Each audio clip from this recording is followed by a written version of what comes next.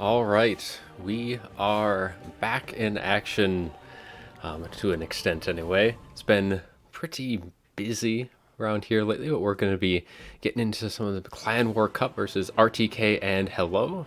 So we have all of these games now. These are all going to be already played, so none of this is going to be necessarily live, but we are going to be getting right on into all of these. So we have quite a few matchups here, 10 total matchups. One unfortunately didn't end up getting played, so we'll end up only doing 9 of those today. One is on the old patch, so we'll have a pre-recorded version of that. But otherwise, everything else is going to be live casted, but it is going to be, we're not going to have to wait for all of the army composition and all of that, so that should be just nice and quick and ready. So I think we should be just about ready to roll into the first one. It is going to be Lizardmen versus Tomb Kings. And okay, so just a little bit for people who may not quite familiar with the Clan War Cup lineup. It's going to be a little bit of a change from what we've done in the past. So it is going to be a mix of 6 1v1s instead of the normal 4. We have 3 2v2s, and it is going to wrap things up with a 3v3. So 1 point for the 1v1s, 2 for the 2v2s, and 3 for the 3v3s. And this is going to be the order. We are going to be going through them all and all of those lovely matchups that we're going to be seeing. So it should be some good fun with that. And without further ado, let's load up this first game with Lizardmen versus Tomb Kings. It is going to be Bob Tresh on the Lizardmen. We'll have Robane on the Tomb King. So Hello is going to be a bit of a mercenary group here. So going to be getting things kicked off here. So you're going to be seeing a few from some other clans mixed into it. I think we have some DBD, I want to say some XMT kind of thrown into this, but just kind of a little bonus here. So let's switch that scene over, and then we can start going through all of these.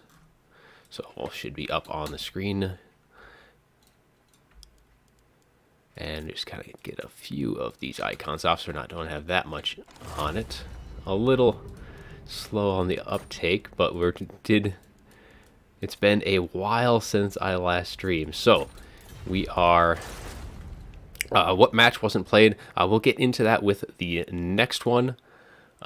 So hopefully, I think it was one of the 2v2s, so we won't be seeing that one. But for Bob Tresh's Lizardmen, we are going to be seeing Saurus Spears in that front line, and he's going to be boxed up by a bunch of Kroxigors going to be running in with all those dinos, and we are going to be seeing the Bastillodon Arc of Sotek, 2 units of these things, and with the most stream died completely.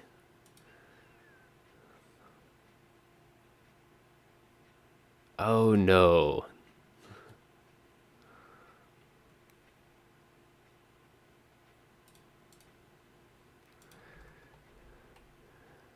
Let me check. So it looks like window stream minor. See, now that is going to be one of the problems that hopefully doesn't continue.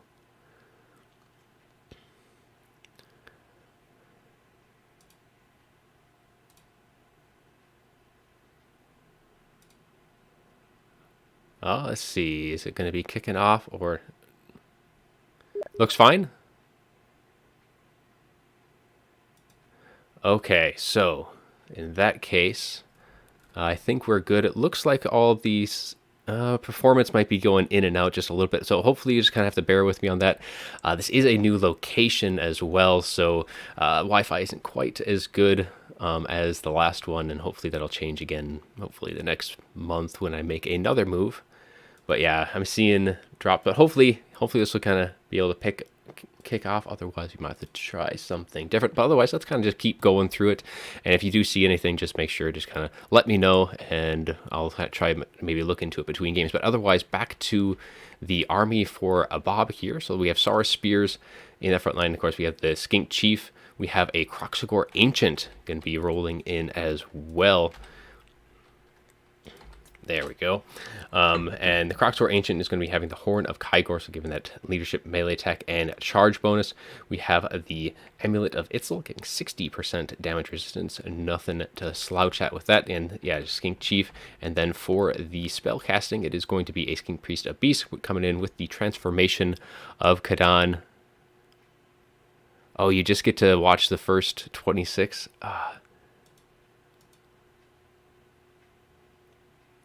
Oh, he probably can't hear me, so I'll have to hear.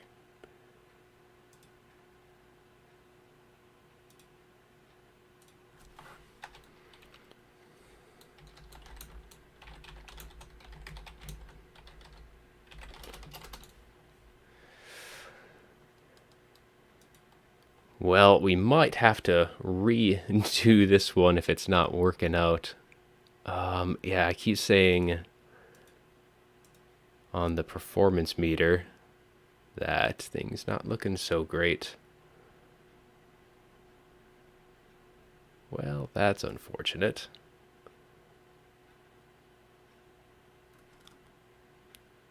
Okay, you can hear me just fine? Well, here,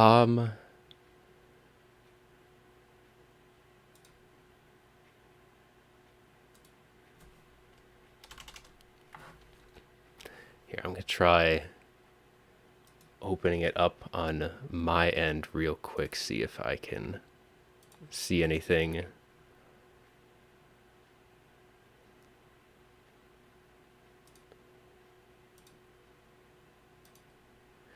So in the meantime, let's actually switch back to the main screen. And then we'll see if we can do a quick little test to see how things are.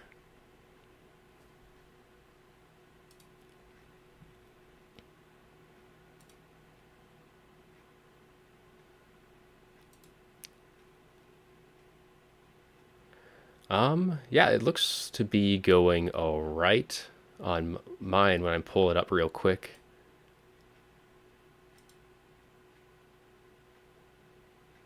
So yeah, hopefully, yeah, we'll get things back going. I have been noticing some frame drops on the stream, so hopefully just kind of bear with that. But otherwise, yeah, we'll just get right back into it. Yeah, hopefully we don't have any other concerns on that end. And yeah, let's just kind of give it a little restart here then on the army comp here. So hopefully the stream health is okay. This might be something we're gonna have to look into, but otherwise, again, going from the top, we have Sora Spears for Bob Tresh's Lizardmen here. He's going to be backed up by a bunch of Kroxigors, going to be steaming right on forward to the enemy lines.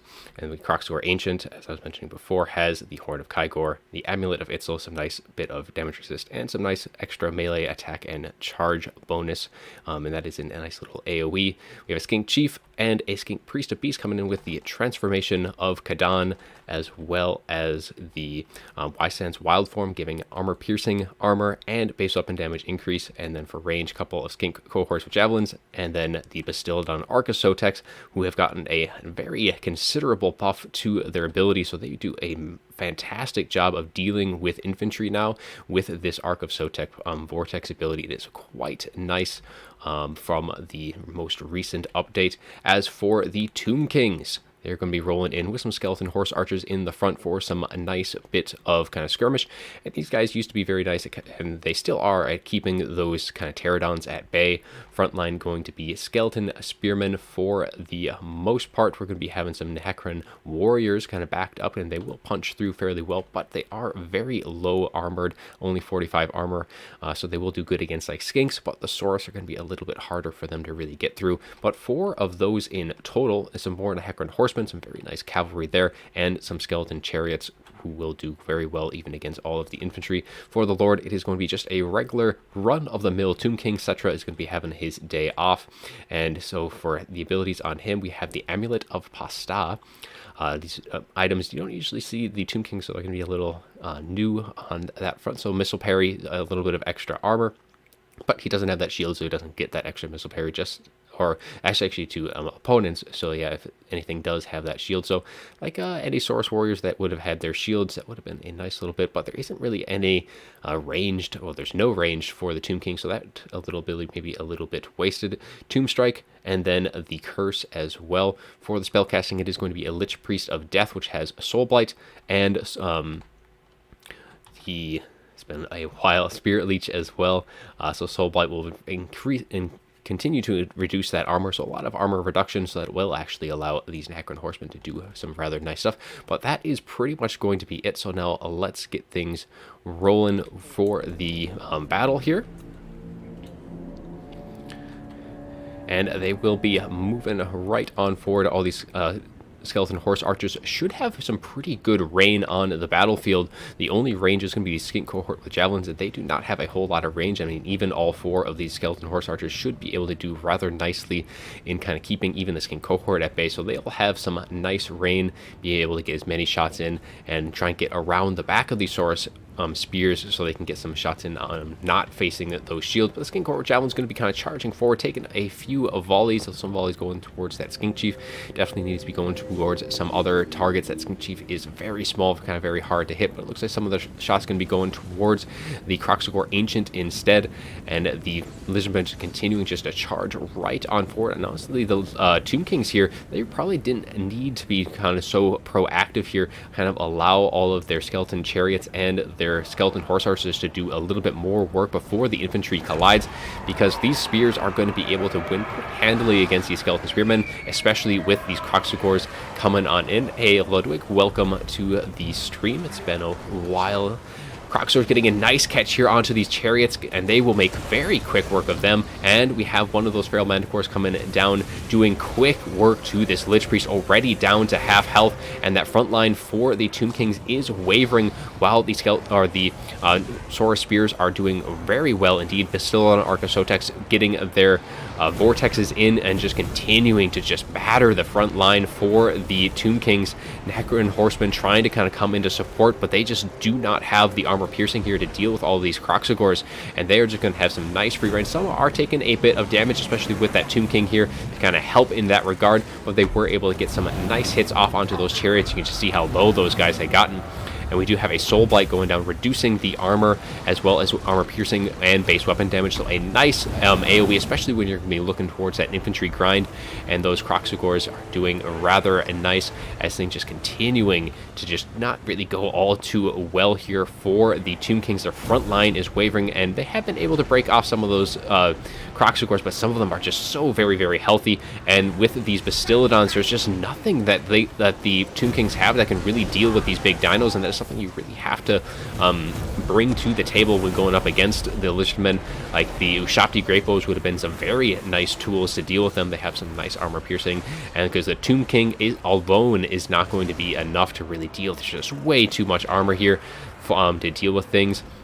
But they are putting up a fairly decent fight. They're just going to have to make use of all of the those Soul Blights and the abilities that the Tomb King have to reduce armor. Just time those as best that they can to try and will things down. But this Tomb King is in a very bad spot right now. He is getting surrounded by just Kroxigors. He hasn't been taking a whole lot of damage right now. It looks like some of the dead chariots here, or it's not really dead yet, now they have fallen, are going to be kind of keeping most of all these heavy hitters at bay, but they're just kind of staring at the Tomb King right now, allowing that Tomb King to get a bit more damage off, get a nice little charge into the side of the Skink cohorts with those Nacron horsemen. So a nice little charge there, and some of these other units just kind of sitting in the back. We do get one of the Ushapti summons here going to be able to kind of pretty much finish off these Saurus spears, going to get them pushed off, kind of opening up a little avenue into the middle, but there's not a whole lot that's going to be able to fill any of those gaps. And the Lizardmen, led by Bob, is going to be looking to kind of pull ahead more and more in that balance of power, as all of the support that the Tomb Kings have is getting slowly drained away, and the only thing that they have left is the skeleton horse archers. And once that ammunition is gone, they're not really going to be able to do a whole lot, especially, I mean, like a Bastillodon. All of these other units are going to be a fearsome foe to bring down. A little too much armor, as the Ushapti do finally collapse as well, as going to be pushing that balance power more and more against the Tomb Kings. And I think army losses here going to be triggering any second, especially with that summon of the Feral Manticore, the army loss summon. I think that is going to be just about all she wrote. Tomb King wavering for leadership, and that is army losses, and the Tomb Kings disintegrating round, and RTK going to be taken game 1 for this fight, as Bob will be the first one to put a score up on that scoreboard. So we'll take a little quick look at the after battle report, as all things are. So for the Kroxagor Ancient, not really getting a whole lot of damage value there. I don't know what exactly was going on with its animations, but only 135. It's kind of dueling with that Tomb King, but just wasn't landing any hits at all. Skink Priest, some nice summons there. Skink Chief, not really getting a whole lot of value on that front, but all of the Saurus Spears doing some pretty nice work. But I think seeing all of the value so far, I think the really breadwinners here is going to be the Dinos. As you see, 1,300 on one of the Archosotex, 1,000 on the other, and then all of the Kroxagors doing some okay work, but nothing too ridiculous. Hey everyone, welcome to the stream. Hopefully it's going to be going all right. I keep seeing more and more notifications for skipped and dropped frames, so quality might not be as great as I would hope, but hopefully we'll be able to get through things. As for the Tomb King side, the Tomb King getting only 1,000, especially on the War Sphinx, though that is not quite enough for what it needs to be doing. And then the rest of the units, we had one Nacron Warrior doing all right, getting 615. A good Hank, glad that issue was resolved. But yeah, I still think we're going to be seeing a few of the frame drops throughout. Rest of the units just kind of not doing a whole lot. But really for the Tomb Kings here, they definitely were probably a little bit more aggressive than they needed. They definitely brought a ton of infantry. Not a whole lot of good tool answers to the dinos, but they had the advantage in that range and mobility department, like not even remotely close. All these skeleton horse archers, the chariots, they would have had a field day against that infantry. I mean, the Kroxagors would have been a little bit of a deterrent for the skeleton chariots, but all of the skeleton horse archers, they could have done a little bit more whittling down of the opponent in that early set, but again, they just kind of charge right on in there. But that is going to be it for game 1. So let's go back to that other screen while I get the next battle kind of set up and the score as well. RTK going to be taking an early lead, 1-0. All right, so now let's kind of take a look at messages real quick.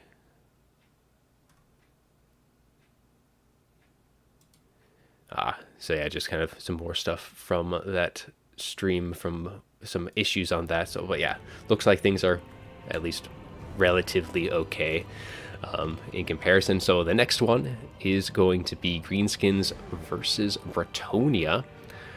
We'll also update the kind of visual here. Hopefully that's didn't get messed up. There we go. So game 2, we're going to have Vicious Satsuma will be on the Greenskins, and the Black Thorn is going to be taking the reins for Virtonia. So the missed game was Lizardmen versus Tomb Kings. We just wrapped that up. This is going to be game 2 here, loading on in. So I'll get that loaded up, and then once that is in, we can switch on over to that.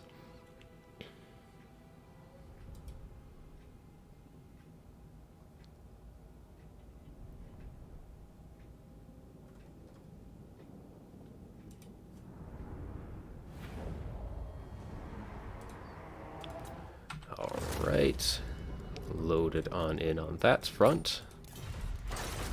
So we'll switch that scene over.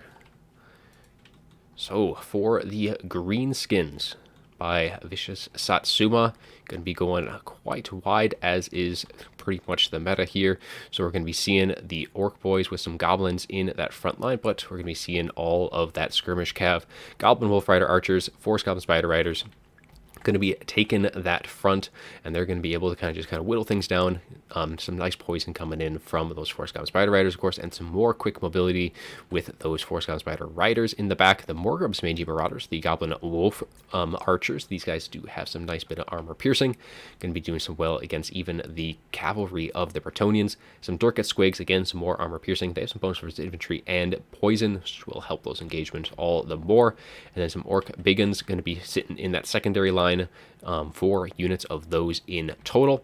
And then for the Lord and Hero, we are going to be having the Goblin Great Shaman going to be up on the Rakdrak Spider. As we have Don't Even Try It, Arcane Conduit. No spells on the Goblin Grey Shaman. All of that is going to be on the Giant River Troll Hag, which is going to be coming in with Mither and Spirit Leech. So that is going to be all of the magic that we're going to be seeing is from the Giant River Troll Hag. All of that is going to be stripped from that Goblin Grey Shaman. So just coming in for that Terror and that Poison Armor Pierces bonus versus Large as well on that Spider. So that'll do quite nicely against the Cav. But for the Virtonians on that front, we are going to be seeing some Mounted Yeoman Archers. Not a unit you're going to be seeing all too often. They're often overlooked for much of the rest of the roster. I mean, Virtonian archers are cheap and a dime a dozen, but they get the job done, so you usually aren't going to be seeing these guys. They have pretty low armor, but they do have a nice little bit of 125 range, which is going to be a nice bit of comparison to the skirmish cav for the greenskins, who they only have 100. Now against some other factions with some other skirmish, these guys actually do outrange them a bit more, but just a nice little bit of edge there. We have some peasant mobs in that front line to kind of spread out very nicely. Men at arms, spearmen at arms in that kind of secondary infantry line, and in the back line a couple more spears. We're going to be seeing a couple of Grail Guardians, some very expensive cav, and these guys are going to be more of a melee cav, so not really necessarily looking for that nice high charge ones. And in the sky we are going to be seeing the Royal Hippogriff Knights, these monstrous hippogriffs up in this guy. Are going to be having a whopping 135 weapon strength there, with Alberic de Bordelot going to be heading the army, and for his kit he's going to be bringing the Wrath of Manon. We have Heroic Killing Blow, and we have the rally with, of course, the Braid of Bordelot, getting to a nice little bit of leadership, and bonus versus large. Not a whole lot of large, but especially against that Ragnarok Spider, that's going to be very nice to have. And then Damsel of Beast coming in with a few spells of her own, as she has Pan's Impenetrable Pelt, gives physical resist and melee defense. And then we're also going to be having Wysan's Wild Form, which gives plus 25 armor piercing, armor, and a nice little bit of base weapon damage to boot as well. And then, so that is going to be the armies. So let's get that rolling. So it's going to be a little bit of a skirmish fight in the early stages, as the Goblin Wolf Rider Archers and the Forest Goblin Spider Riders are all going to be up, kind of facing off against each other with those Mounted Yeomen, exchanging some early shots as both sides going to be kind of slowly moving forward. And the greenskins are very heavy on the infantry, so there's going to have to be a little bit mindful. Not a whole lot of mass either to really hold in, like the Royal Hippogriff Knights, Alberic, or these Grail Guardians.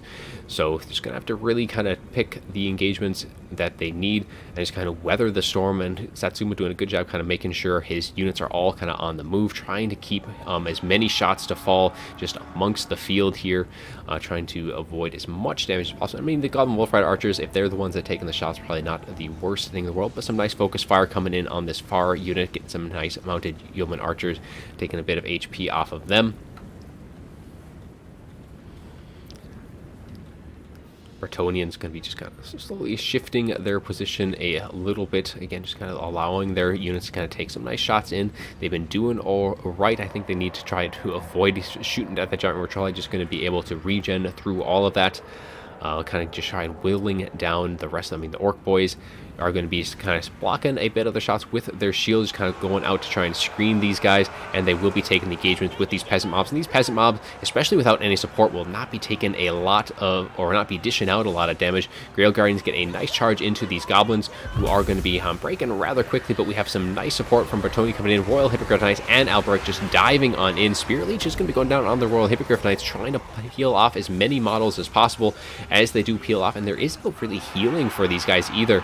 Normally bringing these very expensive and with high HP pools. I mean, man, that Spirit Leech did a lot of damage already, seeing them very low, and that health is going to, what you see is what you get. No lore of life for the Bretonians, only bringing that Damsel of Beast.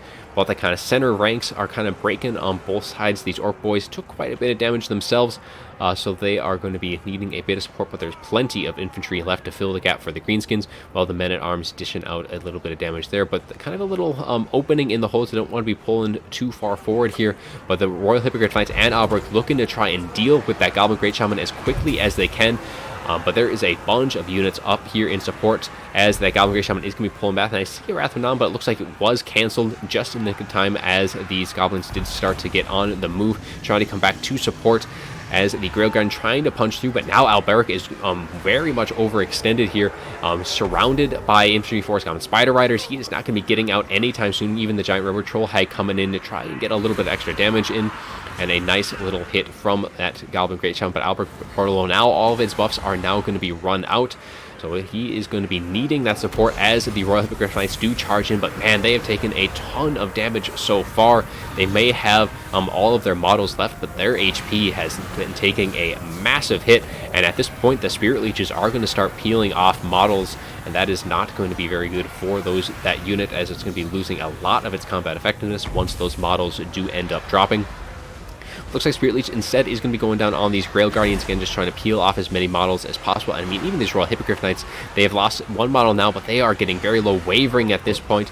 And the rest of the units, looks like we might have the dogs getting a little active, so we'll take a look at that afterwards. But yeah, things looking a little grim here for the Virtonians. Balance power is slightly in the Greenskins' favor. Losing those Royal Hippogriff Knights definitely going to be a major loss, but they still have plenty of infantry left and the mobility game. But they are getting a little caught up here, getting a little too close to that melee engagement, as all these mounted yeomen going to be taking a bit of damage, and definitely going to be wanting to kind of pull back, get a little bit more breathing room, and then kind of just change over, because they are not harassing all of these Goblin Wolf Riders at all. So they're getting that poison into this engagement here, while the Virtonians, they just don't have that, because I don't think they have, I don't see the ROR version for the mounted yeoman archers, so they don't have any poison, which is normally what those peasant bowmen do so well at getting that poison into those engagements.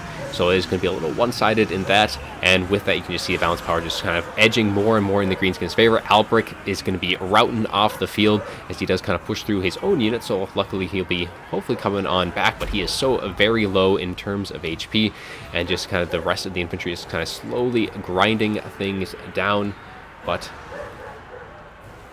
yeah, the Virtonians, I mean, they still have some of the Grail Guardians, are able to kind of try and pull back, regroup, but another Spirit Leech is going to be going down, dropping more and more of those models. They saw now it's 26, 24, very quickly losing those models to that Spirit Leech 23, so it looks like they lost pretty much almost 10 models there. Alberic is back, but their Damsel Beast has routed. And yeah, balance power, I think, is kind of past that point of no return. And there is going to be army losses as the Greenskins are going to take game 2. So take a little look at that after battle report, and then we will kind of slide back into that other screen. So for the Greenskins, Goblin Grey Shaman doing very nicely, almost 2,500. Giant River Troll Hag as well, doing pretty decent work. Rest of the units, kind of all of these orc biggins, nothing to really write home about. The Darkest Squigs doing okay. Yeah, just kind of a nice even spread on the damage here, with really only the Goblin Great Shaman getting some high numbers. As for the Virtonian side, the Albrecht getting 1,800. Rest of the units, I'm not going to be expecting too much from those peasant mobs. Men-at-Arms not really doing so well, and even those Royal Hippogriff Knights, and those things I believe cost like 2,000.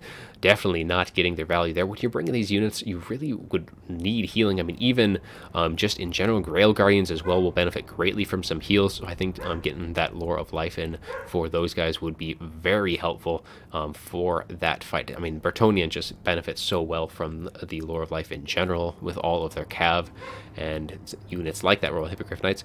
But that is going to put RTK up 2-0, and I am going to have to go check on the dogs real quick, and then we'll also kind of discuss the stream lag just a little bit, so I'll be right on back.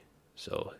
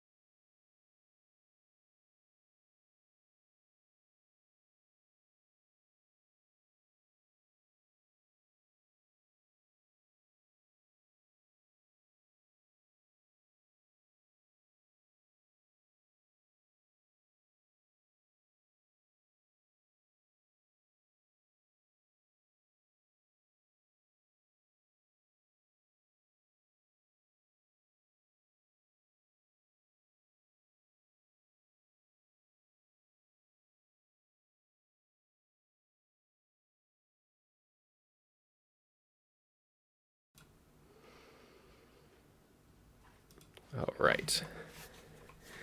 We are back. Yeah, I've kind of to touch on what Hank was saying, kind of just the stream quality. I know it's probably not going to be as up to par with especially some of the later streams, or the earlier streams, that is going to be due to kind of on a different, I guess, a different Wi-Fi network. Unfortunately, I'm kind of in the process of moving, because I moved once to a kind of a temporary, this is where I'm at right now, and then hopefully we'll be moving again. I don't know, it might be up to a month before that one happens. But in the meantime, the Wi-Fi is a lot more fickle here than it was in the last place, to a order of magnitude difference, unfortunately. But hopefully things will be at least bearable. I think I'll have to watch back this stream after the fact and just see kind of how bad it is, because unfortunately we might end up having to do more recordings versus live streams. That will be unfortunate, because I do like kind of interacting with the audience a bit, but we'll have to do what works best. This is the first test on this new network, so hopefully it's not going to be too much of an issue. But without further ado, let's start getting into our next match. So game 3 is going to be our first 2v2 of the day. It's going to be worth 2 points, as we have Counts and Tomb Kings versus the High Elf and Empire of Hello. So we are going to be having I believe it's Jay and Bob on the Tomb Kings and Vampire Counts, and we'll have Ninja Pingvin on the High Elves and Geese Howard on the Empire for this 2v2 on Hello side. So let's load that one up, and then we can get on into this fight as soon as it is indeed loaded.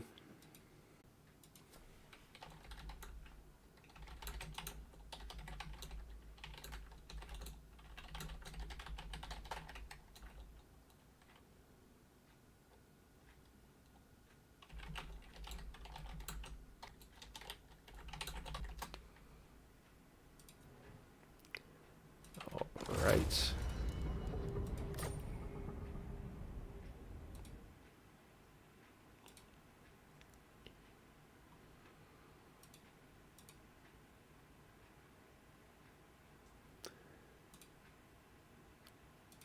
Switch that scene over. And we'll start going through the two armies here. We're going to be getting into a bit more on the unit count. So for the Count Tomb Kings of RTK, it is going to be zombies for that front line. Some very nice, just kind of cheap chaff. I think we just Skeleton Spearmen, Graveguard mixed in.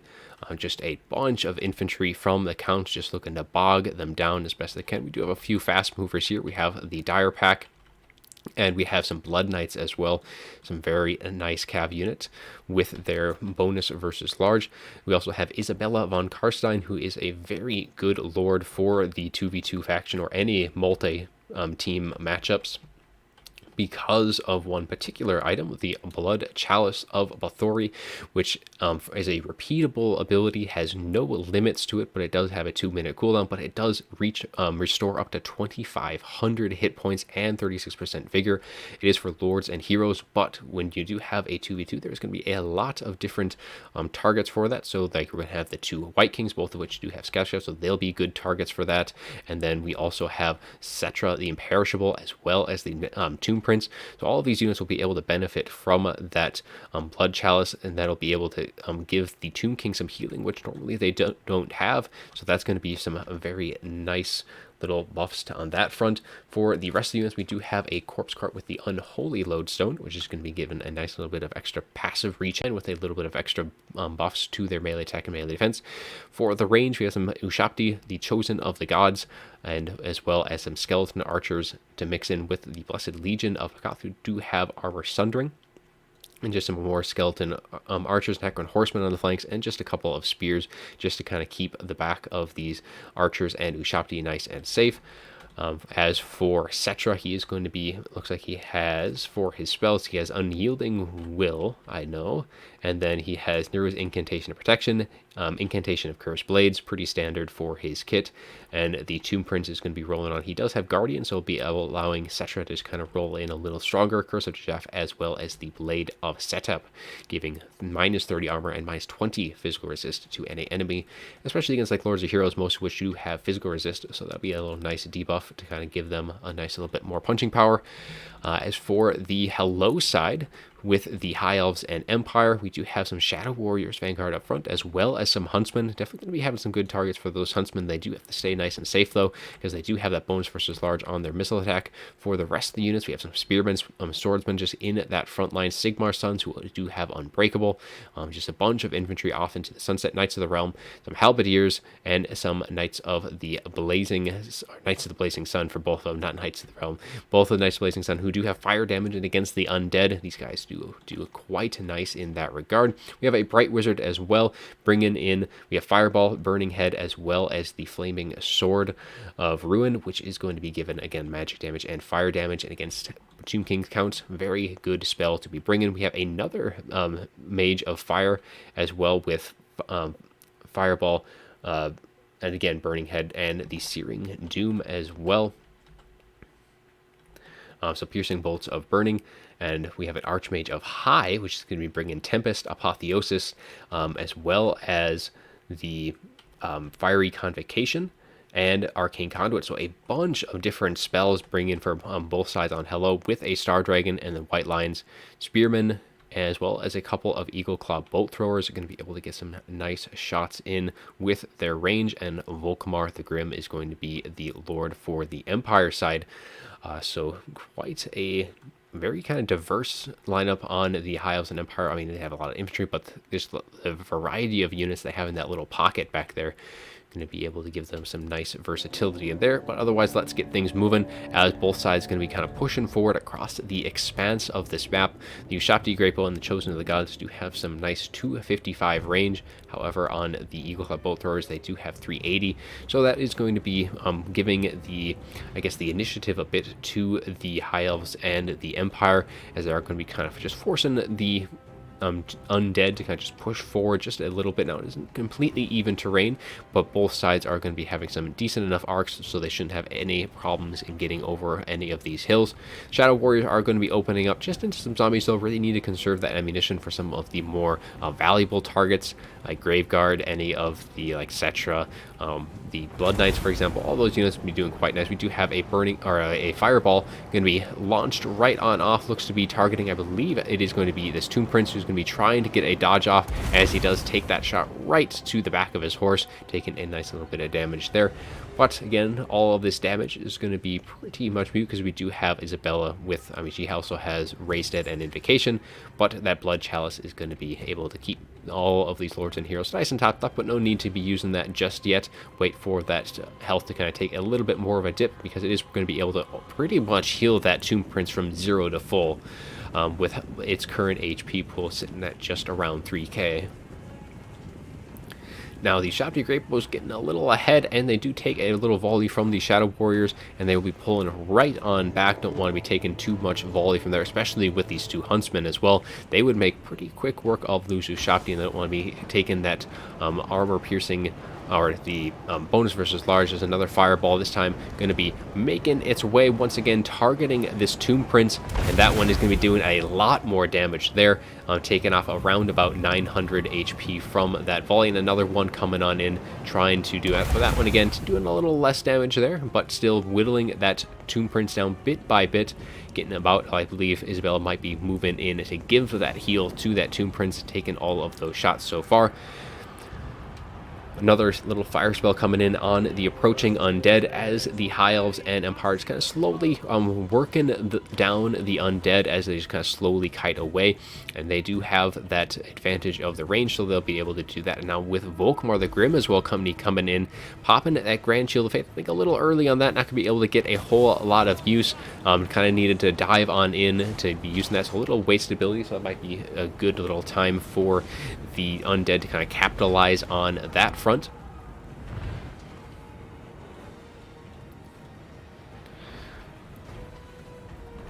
Yeah, but so far at this point, everything's pretty much just kind of tanking the shots. However, these Ushabti, the chosen of the god, or no, these are just the regular Ushabti, but they are taking focus fire from those Eagle Claw bolt throwers, and they are taking a considerable amount of damage so far, kind of slowly whittling them down bit by bit.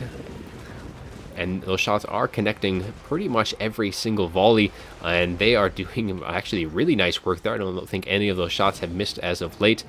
And the Star Dragon, though, is going to be kind of just hanging out overhead.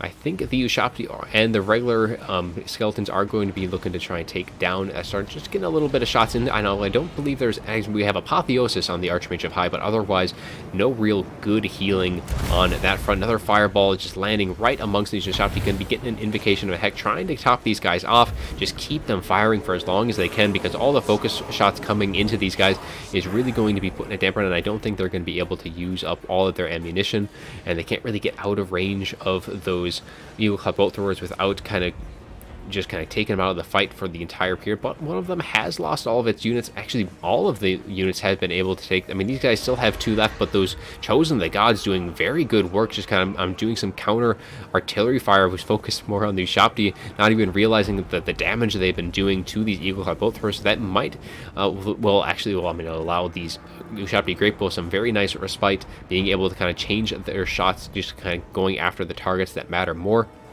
Blood Knights and the Necron Horsemen, well, these Necron Horsemen took a little bit of extra damage, but all of them are just kind of waiting in the wing, looking for their opportunity to dive on in, trying to get some a good charge in, while some more fireballs just arcing out left, right, and center. This time, once again, going back into the Ushabti Great Bows. Star Dragon, a very nice little dive down onto the Chosen Gods, able to get some nice free damage for the most part.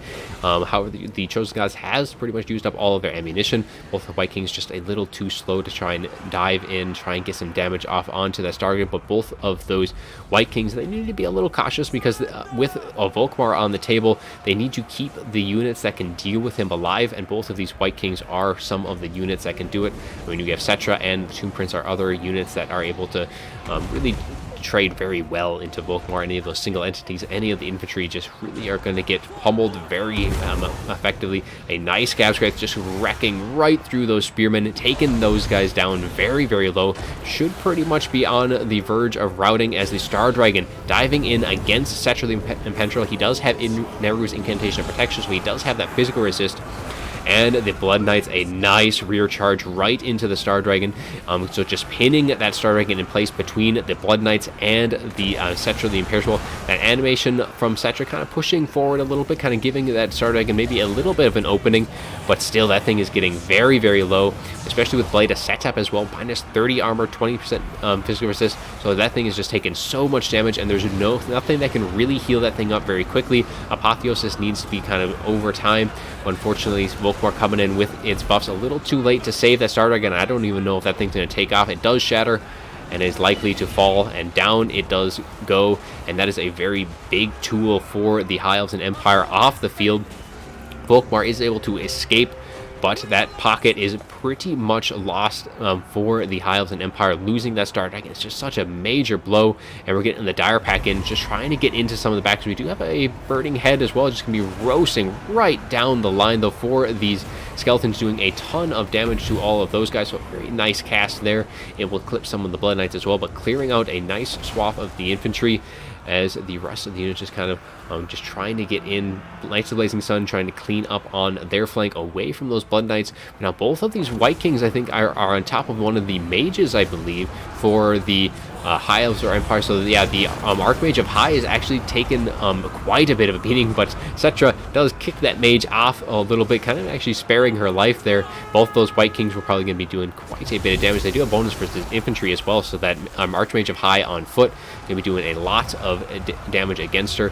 All of these units, though, do have that Flaming Sword of Ruin, so extra base weapon damage, magic damage, and fire damage all being dealt out. So like against Cetra, for example, who is weak to fire, going to be just really kind of taking a bit more damage, but he is still sitting nice and healthy. Probably has been seeing at least one of the Blood Chalices going his way, because he is completely at full, and another nice Scab's Wrath going through, routing off both of these Spearmen and the Halberdiers as well, going to be allowing these Graveguard to kind of push right on in.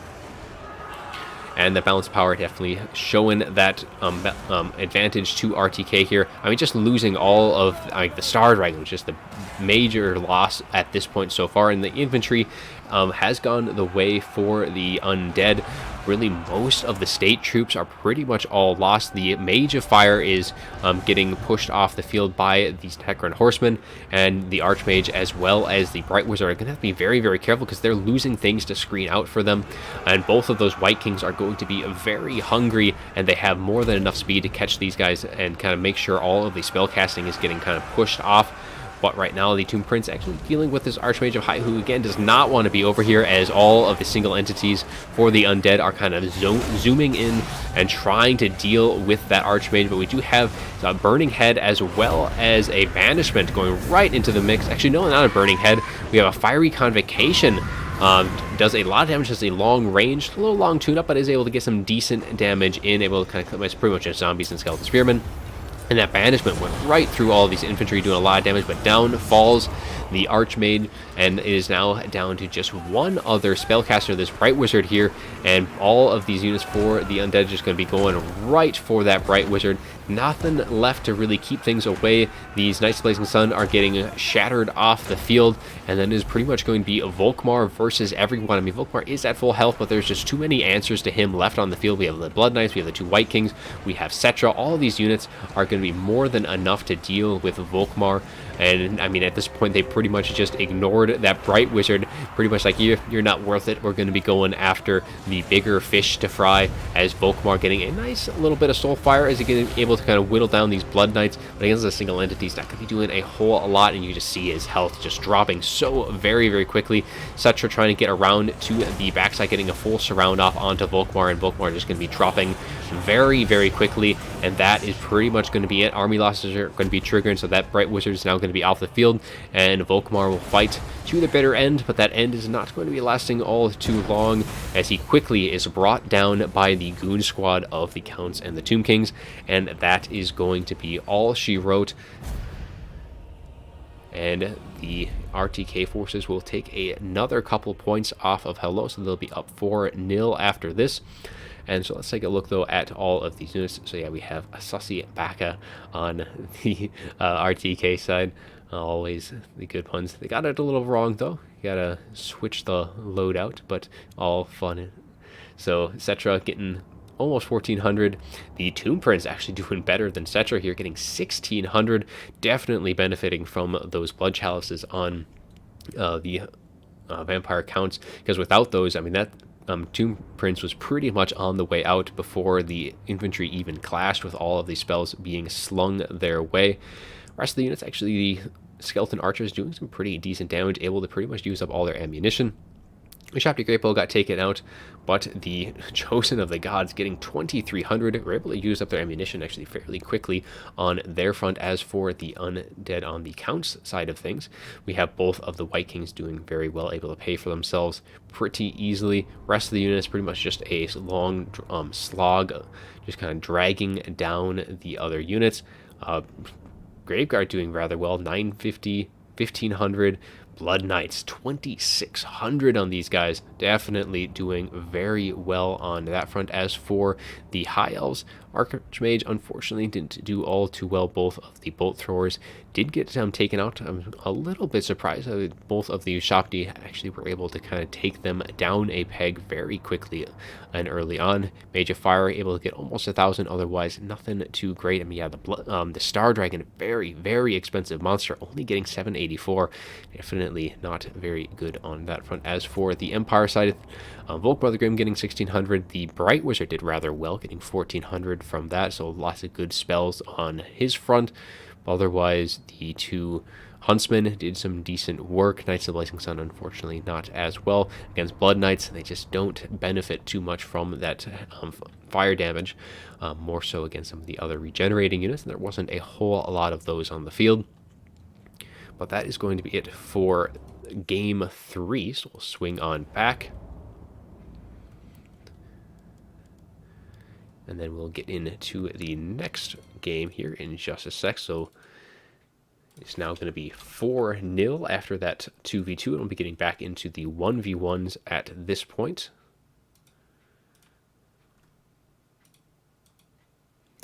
So this is going to be a Wood Elf mirror, though, for Game 4. It is going to be between Alaric Rawl and Park Map on the Hello side. So this is going to be a little representation from DBD here. So we'll load this next one on up, and then we'll hopefully be able to get this one underway. And I do still notice the ever-growing number of notifications of just frame drops, so I do apologize for that. Yeah, some of those numbers aren't looking too great, but we'll see just how bad it kind of is on the tail end of things, and we might just have to try and do some more just maybe recordings and then post them. We do premieres still, so I can still be kind of around. But hey, Sarks, welcome to the stream. About to be getting into Game 4, Wood Elf mirror match. Now, I'm not actually sure which side has which units here, or which side. Okay, I think we have Ulrich on the green side. I'm actually going to double check on that one real quick.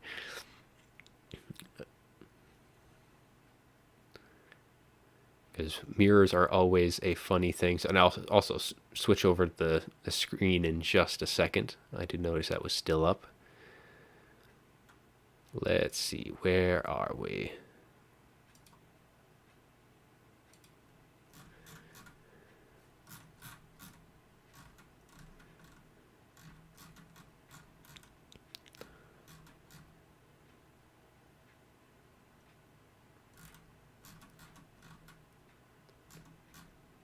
Okay, so, all right, that helps with things just a little bit. But yeah, Ulrich is on the green side, so we'll switch that scene over. And then we'll have RTK green, and red is going to be Hello, just for that clarification on that front. So for Ulrich's army, we do have the Deepwood Scout. We have some Dryads. It's kind of a little bit up front. These guys do have that 360 fire, so some nice little bit of nice mobility over the regular Glade Guard. And then just Eternal Guard, just kind of really spread out across this side of the hill, all of which going to be pushed all the way up, trying to get to the advantage of the height in this engagement. We do have some Wild Riders as well, with the Wild Hunters of Kurnus going to be coming in. They do have that magic damage bonus versus large, but of course it is a Wood Elf mirror, so both sides going to have access to the same tools. Glade Lord coming in with the Prey of Anathrema, as well as the Arrows of Kurnus. For the spellcasting, it is going to be a Branch Wraith. Going to be getting a nice little bit of extra some heals. So we have Earthblood, we have the Pendulum, and we also have the Scroll of Shielding as well. So just a nice healing, especially going the way of the Wild Hunters and like just the other Wild Riders will be very nice there. And then just trying to clear out the rest of the front line with that Pendulum. Race of the Frozen Heart, the Dryads ROR, they do have that Frostbite, so we'll be reducing the speed, which will, hopefully the idea here is to kind of just get the good engagements with those Wild Hunters and just kind of keep things engaged a little bit longer, try and make it a little bit harder to pull out for the opposing Wood Elves. Now on the other side, we have 4 Deepwood Scouts by the looks of things in that front line. And then they'll be backed up by just a bunch of Dryads spread all the way across. All these guys do have magic damage, and we have Durthu himself going to be strolling forward with that massive sword, looking to be cleaving the Wild Riders on the opposing side in 2. For the spellcasting, we have a Branch Wraith, going to do something pretty similar for this side, though it looks like we just have Earthblood, no Pendulum coming in. Call of the Woods, though, Blessing of the Ancients, not a whole lot of forest here to really benefit too much from that, but Call of Woods does give that extra melee attack. Durthu's kit, he does have the Sword of Daith, as well as the Curse of Andraher, giving minus 24 melee attack reduction to speed and melee defense, so a nice little bit of control on that side, trying to get the good cavalry engagements. And then Flock of Doom, so pairing that, of course, with Sword of Daith, some nice little clearing tools, especially in a nice little cav blob. We have some Glade Riders in the back, some Eternal Guard, And then that is pretty much going to be it, and a couple more cavalry units, but just Glade Riders with spears. Now, despite the fact that they do have spears, they do not have that bonus versus large. So against those Wild Riders, they are not going to be so much up to the task. So the Hello side is going to have to really use these Deepwood Scouts and Durthu himself, which is going to be really a center point for this army to really kind of push through against the better army on that front. Uh-oh, I don't like seeing an uh-oh. I just need to look at the performance window and, well, again, I know it's an issue, but I can't, there's not a whole lot that I can really do about that right now during the day here. Just not quite as good. But that is going to be the armies, so let's roll on in. And Ulrich is going to be able to take the hill very quickly with his deployment, and especially with the other side. It's a little bit on their laurels, going to be a little slow to get moving, but they are going to be getting that high ground, firing down upon the enemy as the Glade Riders are going to be forced to push up. And now with that Glade Lord as well, with that Prey of Anathrema, that nice net which the Hello side does not have any of that just hard control, they are going to be able to really deter any too aggressive pushes, but that initial volley into these deep woods, it's doing a ton of damage. Now, unfortunately, still have the advantage in numbers, dishing out that damage in return, just not quite to the same severity.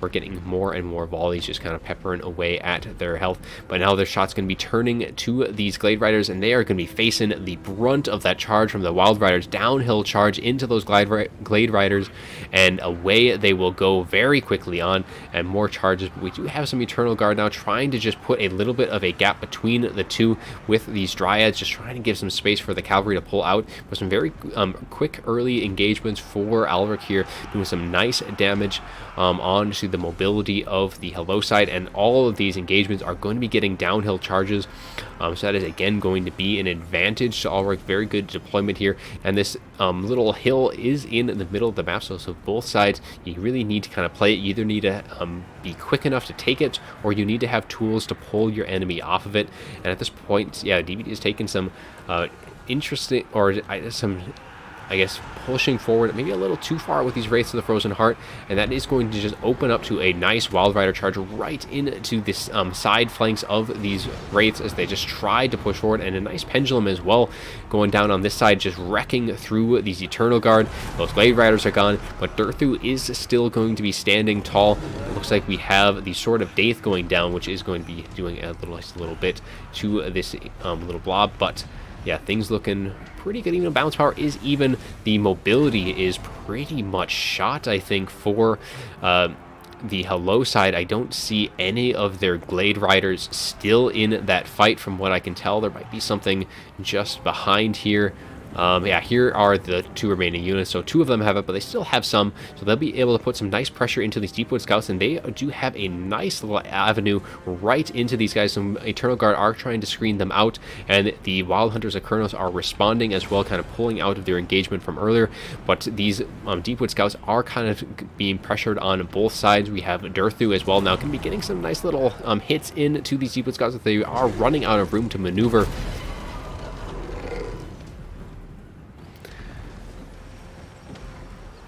But with the pressure now kind of going a little way, these Glade Riders really do need to keep up that pressure against the Deepwood Scouts, because these Deepwood Scouts, they want to be shooting at Durthu. They need to shoot at Durthu, and they are doing a nice bit of damage so far, so they need to keep that pressure on them, as they are going to be getting back into the safety of their own units, but more of the Wild Riders being able to just take down these Dryads without their own support, because that's one thing with what Alric's been doing so far, and that balance power just kind of edging more and more in his favor, is he's been able to really focus, keep Hello's focus on one side, and that's just allowing his Wild Riders to really have their picks of the engagements. I mean, they do very well against those Dryads, just kind of cycling in and out. They just don't have the tools. We have that Prey of Anathrema went down on that Glade Rider, able to keep that thing netted down for those Wild Hunters Kurnos to just do the job they needed, and all of the support for Durthu and that Branch Wraith is now pretty much all gone. They have one unit of Glade Riders left, but that is it, and they are now heavily outnumbered in terms of the the much more elite Wild Riders. They are trying to get a little rear charge in, but these guys are going to be pulling it right on back, just looking to get back into range to support their own Deepwood Scouts, as they're just free to fire now right into Durthuan, who is a very large target, just continuing to get just absolutely netted down. Sword of Death and Flock of Doom going down, so doing as much damage as possible to all of the Wild Hunters. Cornerstone is a rather nice cast here, but unfortunately just too much arrow fire coming in towards Durthu. He does have an Earthblood going down, but it's just not going to be able to stem the tide of arrows as they do get just continue shooting him down. He is going to be routing just as the Glade Riders though do get a charge in, but the anvil that is the Wild Riders will be following up from that charge as these Glade Riders are now all kind of pinned into place, quickly losing HP. And with that, it is just a few beat down units of Deepwood Scouts on the far flank. These Eternal Guard have been able to keep these Deepwood Scouts away from the fight for as long. They've been taking some damage, but keeping those guys out of the fight has been very beneficial, because all of the range units on Hello has been pushed to the very outer fringes, while on Ulrich's side he's been able to just get some very nice shots in throughout onto some very key targets as well. So we'll take a little look at the after battle report, as RTK is going to be pushing up now to 5-0. So Glade Lord not getting a whole lot of damage, but having that Prey of Anathrema, very helpful. Branch Wraith not getting a whole lot of damage either. I only saw one Pendulum, I think, going down. But really, these Wild Hunters and the Wild Riders did very, very well. 1,000, 1,400, and 1,000. So, I mean, nothing too ridiculous, but they were still sitting very nice in terms of health, and they were able to dish out the pain to these Glade Riders, who unfortunately got some very low numbers. 0, 30. Very unfortunate on there. I think the idea of these Glade Riders is to kind of quickly get into those range units, but unfortunately there's just too many other quick mobility from these Wild Riders to make that effective. And then all of the Eternal Guard did rather well, just kind of holding that line, and then Deepwood Scouts as well doing a nice bit of damage.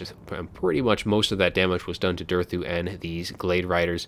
Rest of the units on park map side doing all right for the most part, but yeah, and then we get into the Deepwood Scouts. The comparison between the range, you just see their values are just so much lower. Durthu himself got 2,200, so he's able to get some nice damage in, but yeah, just all of the units were just kind of really kept away. All the Deepwood Scouts kept away from any key targets, from firing in on like Wild Riders, for example, would have been the target that they would like to be shooting at, but they are just kept at a distance. So very well played on that front. So let's switch on back to the main screen, so we'll get the update to the score. So it is now going to be 5-0.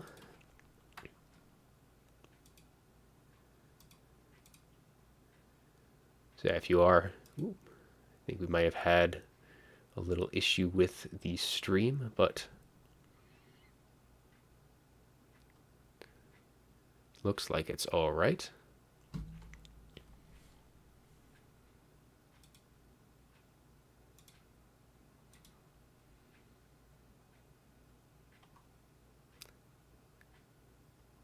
Like might be lagging behind just a bit.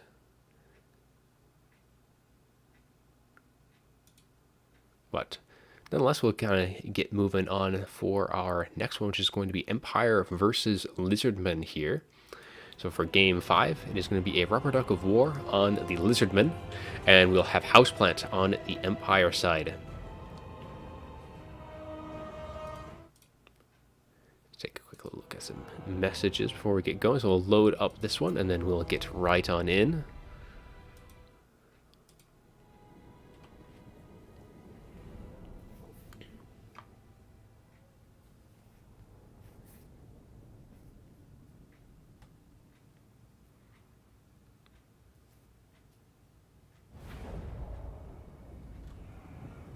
All right, we are loaded in. We'll switch the screen over.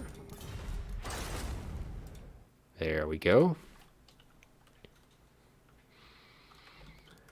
So for the Empire, led by Houseplant, we are going to be seeing a bunch of infantry just spread out across the field. So we have spearmen with shields mixed in with some swordsmen as well. So a very wide line of infantry, really just trying to stretch things out, give a little bit of space for the handgunners to kind of fire in. So we have 3 units of handgunners. We have a great cannon as well. And then we have some pistoliers on the back front as well, a couple of halberdiers for those large dinos. And then on the far flank, we just have some Empire Knights on both sides for some nice little mobility to kind of help just kind of keep things out of that back line for as long as possible, allow those handgunners and the cannons to do all that work. And we have an Amber Wizard for the spellcasting, going to be bringing in Transformation of Kadan. And then we have Volkmar the Grim for the Lord, as he's going to be rolling in with most of his kit. So he does have Grand Soulfire, Grand Shield of Faith, Grand Hammer of Sigmar, and his Bound Banishment, of course, with his Jade Griffin giving him that regen as well. And he is, of course, unbreakable on that chariot. Now, as for the Lizardmen, to deal with the massive infantry, you're going to be bringing some Skink cohort with some Red-Crested Skink kind of mixed in. And then the center ranks, though, is going to be the Saurus Warriors with shields. Just only a couple Skink, so fairly wide as well on the Lizardman side. But it is going to be very much... I guess there's going to be something, so all those handgunners, the cannons, aren't going to be having the best shots at Lord Mazdamundi or the Thunderson, who are both very strong melee combatants, and the 2 of these should have no problem dealing with Volkmar. And for Lord Mazdamundi, for his kit, he does have the Ruination of Cities, as well as... Looks like I've completely reconnected.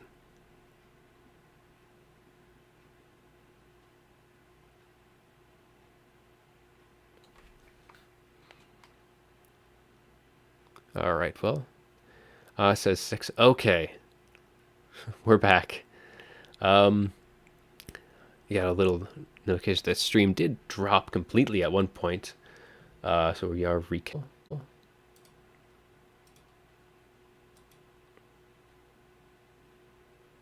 Okay, looks like it's going.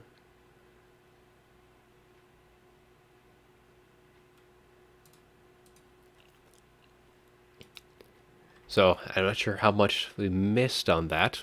Just kind of do a brief overview of, because I got the notification right when I was going through the Lizardmen army. So just a quick overview again, though, for the Lizardmen skink cohorts. Red-crested skinks, Saurus warriors in the front line, some more skink cohort. Red-crested skinks, the Quaddle hanging above Lord Mazdamundi and the Thunderous One, and Lord Mazdamundi for his kit again is the Ruination of Cities, and as well as the Banishment, his Shield of the Old Ones. He has... Oh no. Okay. Disconnected, reconnected. Well, we're just going to try and power through it. Might have to do a recording later to do a better one after the other, but hopefully this isn't too bad. It looks good now, but I know it's just been going in and out.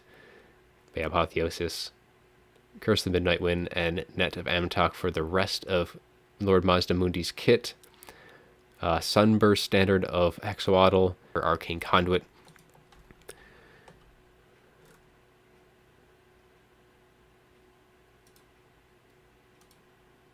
So,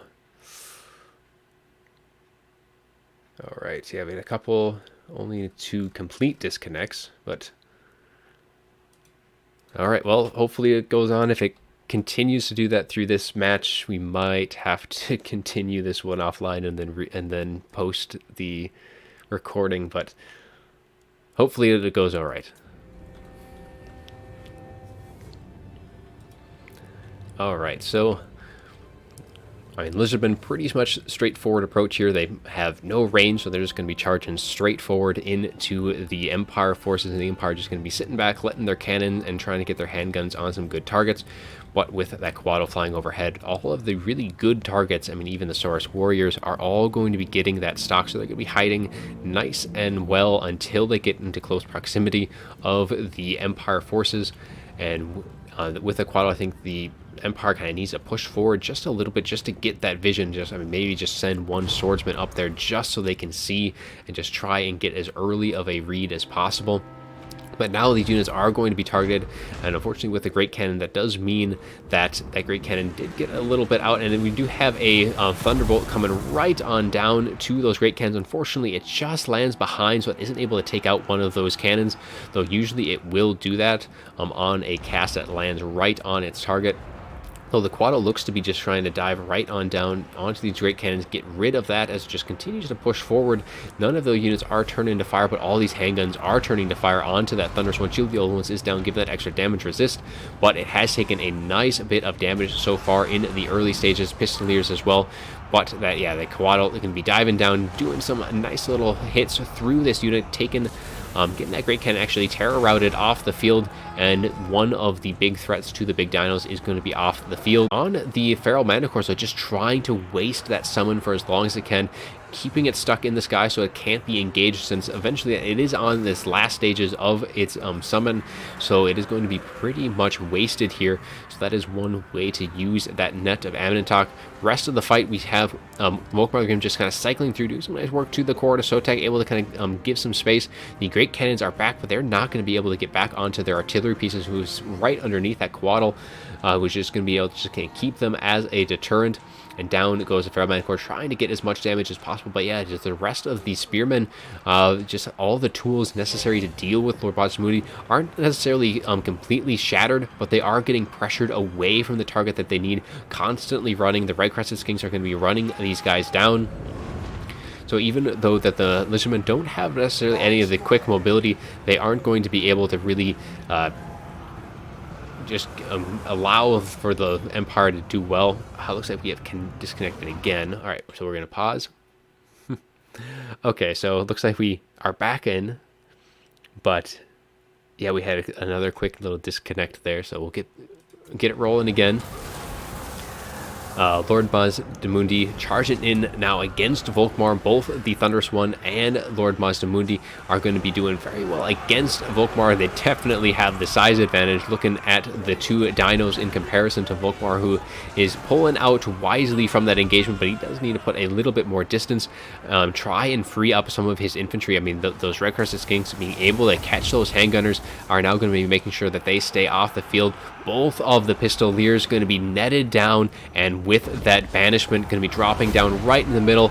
The Quaddle as well going to be diving in, and away goes two more Pistoliers. The Swordsman as well getting caught out, and things looking rather grim for the Empire, as Hello is looking to be on their way for their first win of the day. Going to be putting themselves on the scoreboard by the looks of things. We have, I mean, the handgunners just trying to see what can bring down the big single entities for the Lizardmen. There's just nothing really left, and anything that does something like Spearmen, I don't even know if there's any Halberdiers that are really even still in a fighting stance. All of these units are just going to be so easily taken out of the fight by like these Red Crested Skinks, just whittling them down. The handguns are going to be continuing to be pressured by the Quaddle, and Volkmar himself getting chased down by Lord Mazdamundi, taking some hits as the Pistoliers try and get some shots, but really they're hitting Volkmar probably just as much as they're hitting Lord Mazdamundi.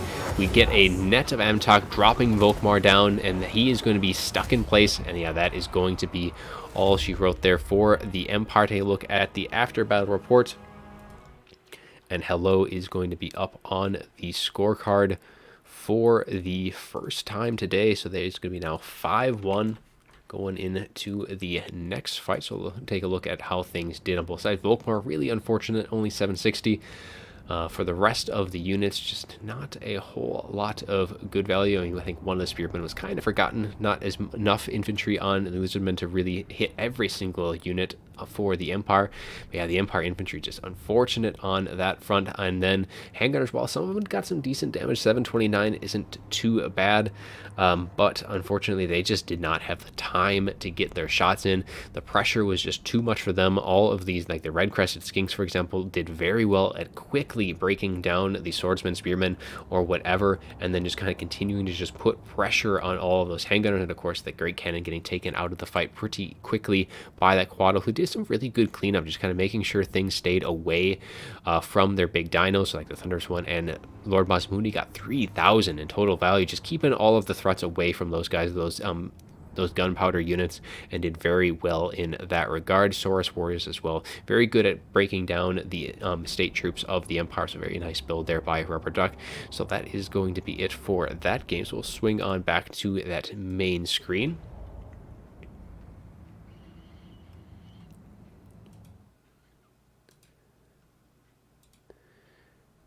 So I believe everything is looking okay for the next one.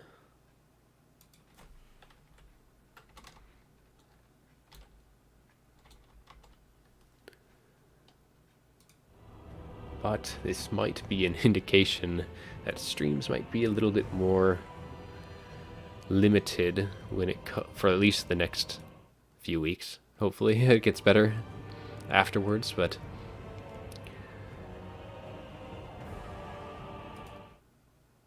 so with the results of Game 5 in the books, Hello gets its first point of the day.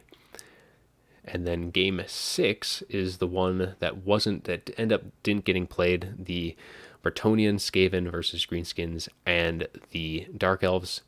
Unfortunately, we do not have a replay of that, so that is going to be skipped on over, and we'll be getting into the next one, which is Beastman versus Norska here. Now, this one was played on the old patch. I have this one pre-recorded, so we will get that one set up and run. And then we can get on into the live coverage, I guess, after that one. So we'll get the Beastmen.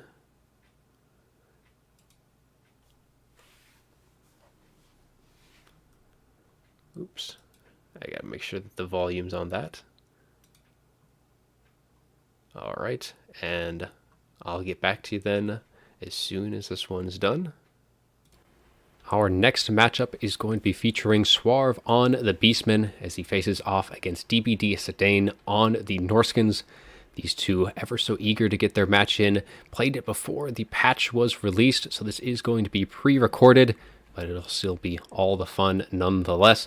So for the Beastmen, led by Swarv, we have some Ungor Spearman herds with shields on both of the far flanks, looking to kind of contain any potential skin wolves or other mobility from the Norskins. Otherwise, the core units is going to be some Gore hordes with shields mixed in with some Bestigors, some nice armor and armor piercing to be throwing on to the field. 95 armor is nothing to scoff at, and that 40 weapon strength is something pretty nice indeed. So we have some Black Horde Ravagers as well. These guys do have that rowdy, which will give them that perfect vigor when their leadership is not wavering. As for the leader of the Beastman forces is going to be Torix the Brass Bull. He's going to be rolling in with a few of his units. Otherwise, he is pretty cheap when trimmed down, but he does bring the Brass Body, giving him some nice bit of damage resistance and melee defense, and that does recharge in melee. He has Slaughterer's Call, which gives plus 10 melee attack and plus 8 leadership with a charge bonus. For allies in an AoE, but that is only when he himself is engaged in melee, and Blood Greed, giving himself some extra bonuses and a little bit of unit psychology, which will keep his leadership up there, being immune to that fear and terror at least for a little while. And then for the rest of the mobility, we have some Tuskor Chariots already charging headlong into these Marauders with great weapons. We have a Brace Shaman of Wild on its own Tuskor Chariot. It is going to be rolling in with a few spells of its own. We have Traderkin and Devolve. So Traderkin, nice little AoE damage spell, and then Devolve, a nice bit of control, reducing that charge speed, melee attack, and speed of a unit. And he's rolling in with Jagged Dagger as well, giving it an extra power recharge and power reserves, and that does recharge in melee. And being on that chariot is going to allow more uses of that ability overall. And then for the rest of the units, we have some Minotaurs with great weapons, a couple of Ungor Raiders in the back, and then we also have the Chaos Warhounds with poison, one on each side for some nice quick mobility to help chase things off. As for the Norskins, the air is going to be filled with some breath attacks, as we have double Frostworm. These guys do have a chilling aura as well for some nice bit of control, paired with the Norskan Warhounds with their own, or the Ice Wolves with their own little bit of freezing. Is going to be some nice bit of control, kind of slowing things down, allowing their units to get the good attacks. But Shaman Sorcerer of Death, Wolfric the Wanderer coming in with the Sword of Torgold, as well as Seafang and Hunter of Champions, Shaman Sorcerer is going to be rolling in with just Spirit Leech. Now for the rest of the units, it is going to be Marauders for the front line, already engaging with the Gore Herd. Pretty expected. These are 2 rush factions after all, so it has some great weapons mixed in with some regular units, and then just some Norska Warhounds, Ice Wolves, and that is going to be that. So let's get things rolling as engagements already underway. Breath attack going down early on, but the Norskins taken heavy losses so far. The Norskan Ice Wolves taking quite a bit of damage, as well as regular Warhounds. This entire flank has just been utterly destroyed by the Beastmen, and now their flank is just wide open. More breath attacks trying to get in, but that Shaman Sorcerer of Death already getting gooned out by the Minotaurs with great weapons. Torix charging forth. He does get 100 champions put on top of him, reducing his armor, speed, and melee defense, and that will maybe allow Wulfric, but really this is just going to be going very well for the Beastmen early on. Wulfric is already down to half health. The Shaman able to get out, but all of these Minotaurs there have excellent mass, and there's really no mass. These Frostworms need to come over and help Wulfric, but unfortunately Wulfric already routs, and this is looking to be a very, very quick fight.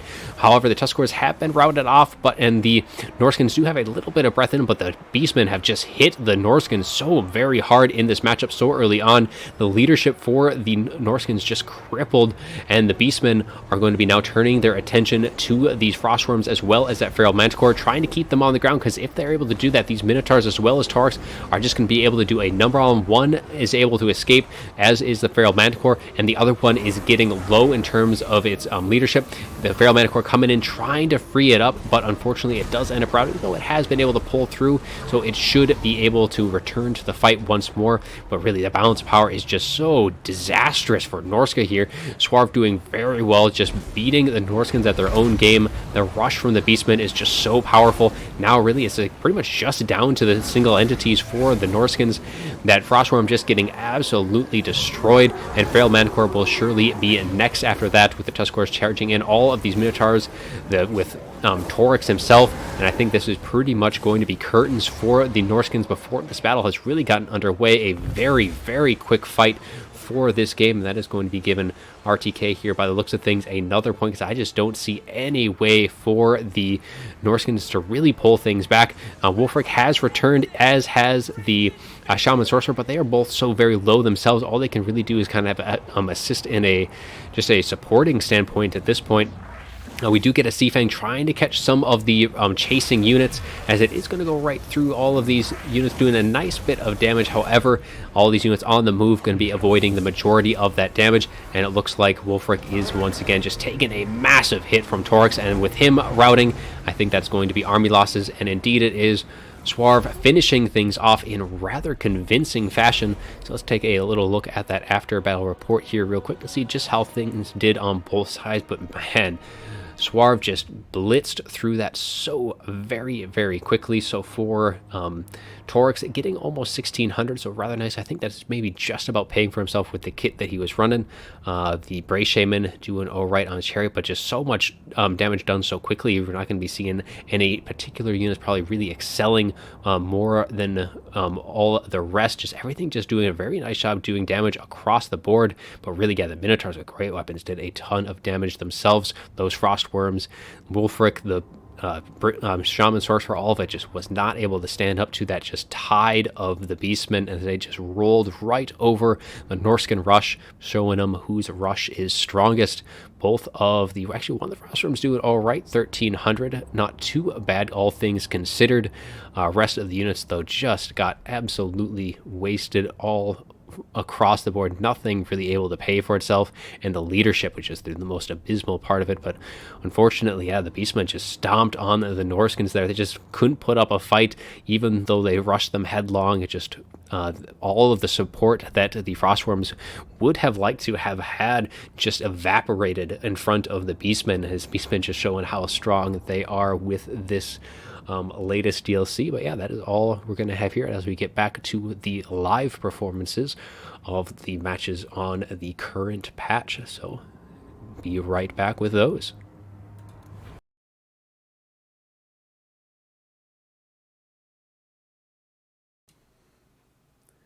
All right, so back live commentary after our pre-recorded session there. But yeah, Beastman taking that one, so update the score at this point should be 6-1 And we'll be going into our Dwarves versus Chaos for the next one.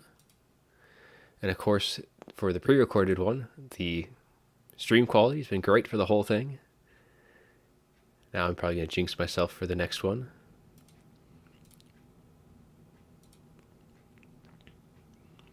So next one, Dwarf versus Chaos. We have Papa Palpatine on the Warriors of Chaos for Hello. And we have Yumais on the Dawi side for RTK. So I'll get that game loaded in.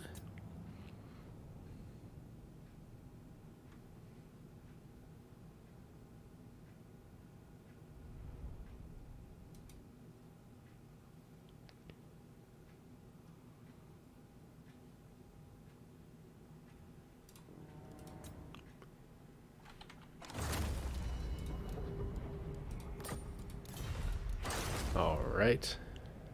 Make sure everything else is looking good from the last one. So switch on over.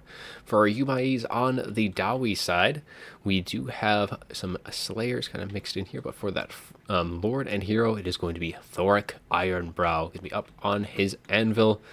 And for his kit, he is going to be bringing the Rune of Speed. So 24 melee attack and plus 45% speed. We do have the Rune of Breaking as well, so armor sundering, in addition to that 25% armor piercing weapon damage and base weapon damage. We have the Rune of Doom. We so plus 24 melee attack and can cause fear. And that is going to be a map-wide ability, so 120-second cooldown on that one, and then Locus of Power, which is going to be kind of given that minor miscast when casting to any casters in range, and with against the Chaos side, I guess depending on the caster, though, they're most likely going to be kind of at least close to that forefront, so they can get that ability off onto those. Otherwise, it's going to be protected by a pair of Thanes. Thanes, not necessarily a unit that you see all too often. They don't have anything real special going for them. They do have the Silverhorn of Vengeance, which gives that plus 12% charge bonus for allies in range. So just that initial engagement is going to be going just a little bit better for the Dawi with those two rolling in, but really they are there just to keep Thoric nice and safe against some of the heavy hitters on Chaos side.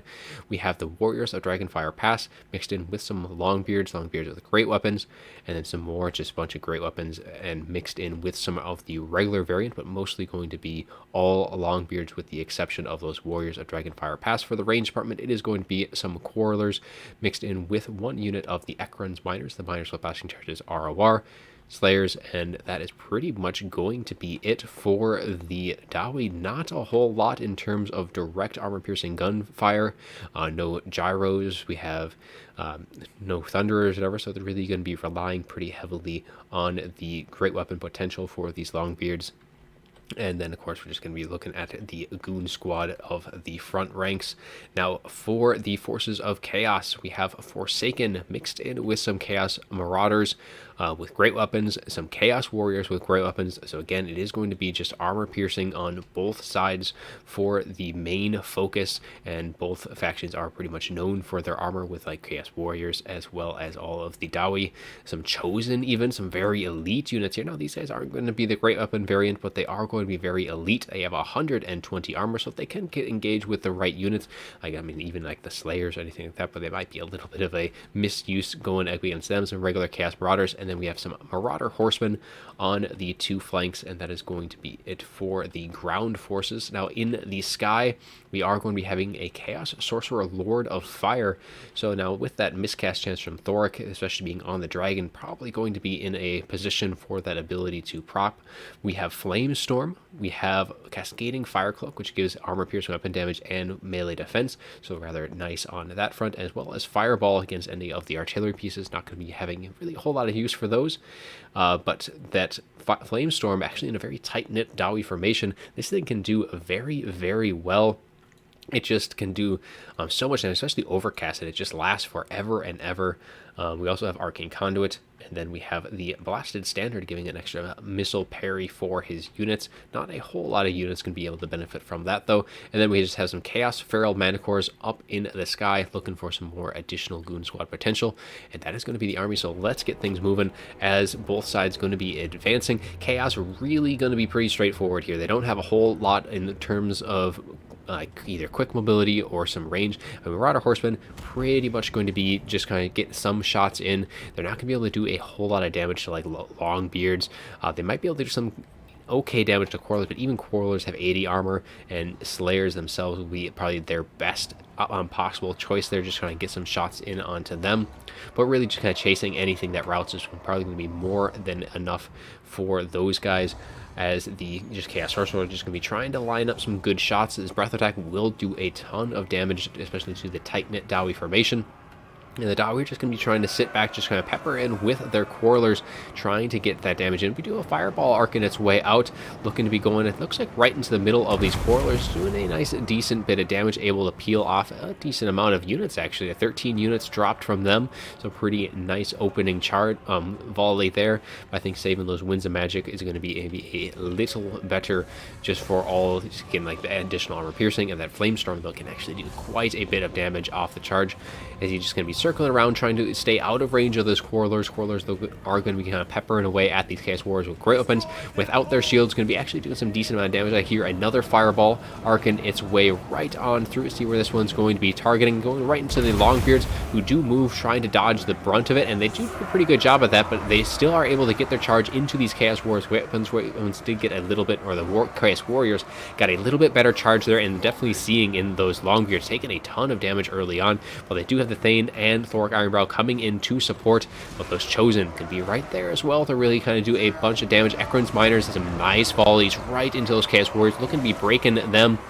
And some of the Marauders have found a little hole in the formation, but some Longbeards are there to respond, able to get a nice little bit of screening out for these Quarrelers as they kind of pull back, trying to get their shots after. Though one of the units of Quarrelers has ended up routing, and the Marauder Horsemen going to be trying to make sure that those things do stay away. Though the Slayers, Dragonback Slayers, able to do a nice bit of damage, just kind of peeling off as much as they can.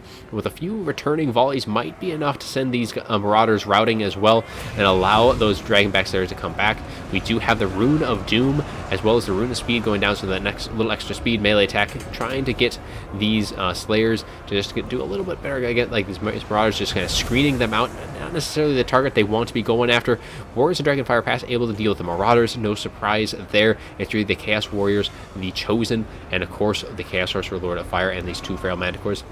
As we do get that Flamestorm, as I was saying before, maybe not the best. I didn't see the initial charge, but nice Breath Attack there right into the bunched up groups of Longbeards, as they do a nice bit of damage onto them, as the Feral Manticores now diving into the back line. Though the Slayers are sitting right here, the Dragonback Slayers, a very healthy unit, will be able to really peel down these Chaos Feral Manticores, and these guys do not want to end up getting routed into the any of these Slayer units, because if they do end up getting Rampage at this point, I think that's pretty much going to be it for these two Feral Manticores. They really will get taken down very quickly by the Slayers, and they are trying to get back up into the sky, and it looks like they will be able to do that. Ekron's Miners have been doing excellent work, though, and right into these Chosen here. These Chosen, the very elite units of the Chaos Forces, are taking quite a decent amount of damage. Longbeards with great weapons, having that armor piercing against the Chosen, who don't have that. I think really you needed the Chosen with armor great weapons in this matchup, because otherwise you pair them up against the one that's going to be trading a lot better into those Chosen, especially with the price of those Longbeards. Definitely a very nice trade there, and with the assistance of the Thane with Thoric, definitely a nice little engagement for the Dowie. And the Chaos Sorcerer Lord is trying to deal with the backline, still taking a bit of damage, but he is able to at least keep things at least occupied and away from the front line. But it doesn't look like the Dowie really need that assistance in that frontline balance power. Is maybe slightly, I think it went right kind of back to center. The Chaos Feral Manticore and the Chaos Sorcerer Lord are going to be really to an extent hard for the Dawi to deal with. These Slayers need to, like the Forsaken here, getting in with the Slayers is a very good engagement. Trying to get rid of the Slayers should be pretty key for the Chaos Forces here. Bounce Power kind of edging back towards Chaos's favor, right down the middle, and a nice breath attack right into the middle of all these Dawi forces, hitting those Ekron Miners, hitting those Dragonback Slayers. I think it clipped the Forsaken a little bit, maybe causing them to rout a little early, but the Dragonback Slayers down to 11 models and very low in health. Any of the infantry left for the Chaos side should be able to deal with them, and they are actually pulling ahead slightly in that balance of power. Well, the Slayers are getting rather low, and with that is one of the best tools for the Dawi to deal with the Chaos Source Lord and the two Mana Cores, but they are now engaged, just the big monsters of Chaos, engaging the stout Dawi front line as Thoric and both of these Thanes just trying to hold things back when all of the infantry is kind of coming in. We have the Warriors Dragonfire Pass, we have some more Longbeards with great weapons, just trying to get in, and the Chaos Sorcerer Lord of Fire ends up actually routing to all of the kind of pressure. These Quarrelers were able to get some nice point-blank range shots, and I think those Thanes really must have done quite a bit of work, because all of the Slayers are pretty beat down and kind of off trying to deal with that back line, and away it goes. That Chaos Sorcerer Lord should be back, but sitting very low in terms of HP, so it's not going to be as big of a threat at this point. The other one routed as well, should be back as well, but it is going to leave one of the units just sitting alone amongst both of those Thanes and Thoric, so really going to be able to focus its attention solely on that one, doing a nice bit of damage, and with that, balance of power has shifted the other way, going into the Dawi's favor here in this late game, as the Slayers seem to be not really needed to deal with the big targets, as the Longbeard just kind of screening out the Marauder Horsemen, keeping the last of the Quarrelers able to try and get all of their volleys in. But yeah, the Thanes and Thoric are really doing a number on the Chaos leadership, as again, the Chaos Feral Manticore probably should not have tried to adopt it. I can't remember if that was the one that rampaged and was able to come back, but the Sorcerer Lord's still off on the fringe, but again, just not a whole lot left. I think that's pretty much going to be army losses, with the last of the units ending up routing, and away goes this Chaos Sorcerer Lord. That is army losses, and the Dawi are able to pull things back. Sorry to hear about that, Cyrus. Looks like, yeah, some of it kept crashing still, though recently it says that everything's been pretty good, at least for the last few. I mean, yeah, I'm going to take a look back at it anyways, and if it kept crashing, I'm going to have to just do a recording of the whole thing, see if that improves it at all. But you got a couple more games left, and then, yeah, I'll have to see how things turned out from the viewing standpoint, because I might need to redo this one and record it and then post that. But we'll see. But anyways, on to the after battle report. Thoric doing rather well, 2,300 on his anvil, able to do a nice bit of damage, both of the Thanes. So I guess Thoric was the one that was dishing out the pain to that Chaos Sorcerer Lord, getting 2,100 himself, so some decent damage from the two Lords. Ekron's Miners did rather well, all of the Longbeards, the Warriors Dragonfire Pass, and then Longbeards with great weapons. Nothing really too outstanding, though. I mean, really, as Thoric was really pulling his weight very heavily here. Quarrelers, yeah, nothing beyond one unit of Quarrelers, and Thoric really did anything too outrageous. Both of the Dragonback Slayers actually doing rather poorly. The Dragonback Slayers especially only getting about 500. Those Forsaken did a very excellent job, and some nice breath attacks as well to help clean those guys out. Rest of the units for the Chaos side of things is kind of quickly going through the values. Some of these Chaos Warriors did rather well. However, the Chosen, while they did get 1,000, they are very expensive units. I want to say 1450 or up to 18. I can't remember exactly the price on the Chosen, but still not quite its full value. And then both of the Chaos Feral Manticores actually doing okay, but again, not quite making it. But yeah, the battle was pretty much decided by the Lords here, doing very well on that front. So let's move back to that intermission screen, and we have 2 more matches left to go, which is going to update the score now to 7-1.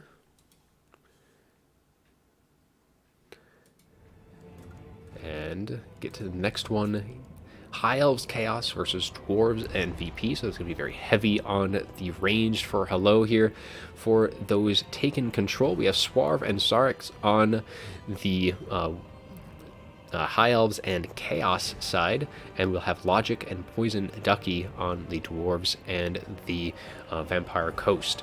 So we'll load that up, and then we'll hopefully get into this one. Things have looked relatively stable, but we shall see.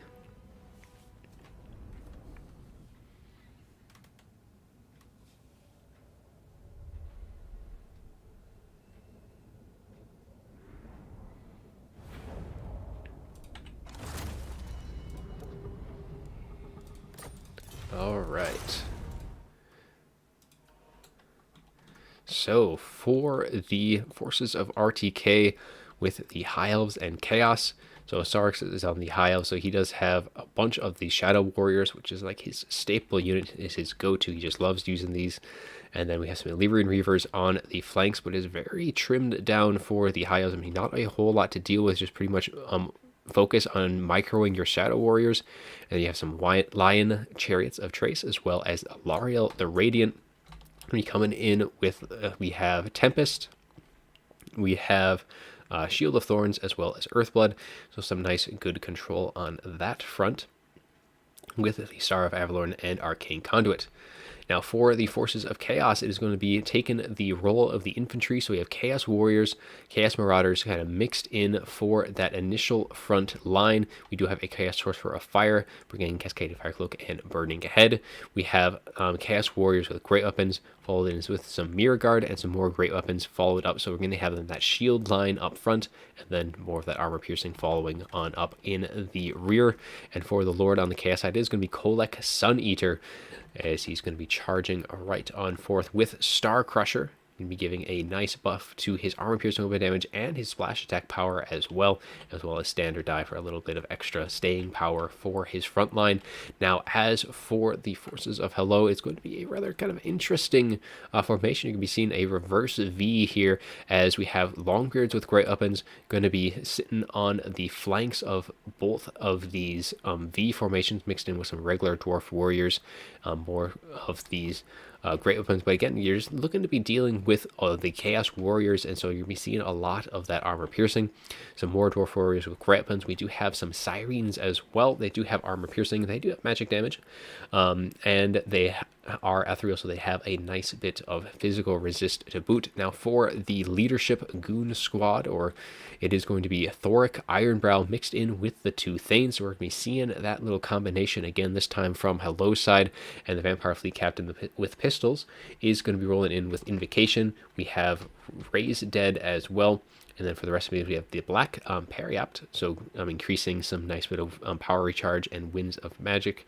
We have All Hands Ahoy, giving base weapon damage, armor piercing weapon damage, Opal Amulet as well to give a nice little bit of extra damage resistance, kind of keep them in the fight.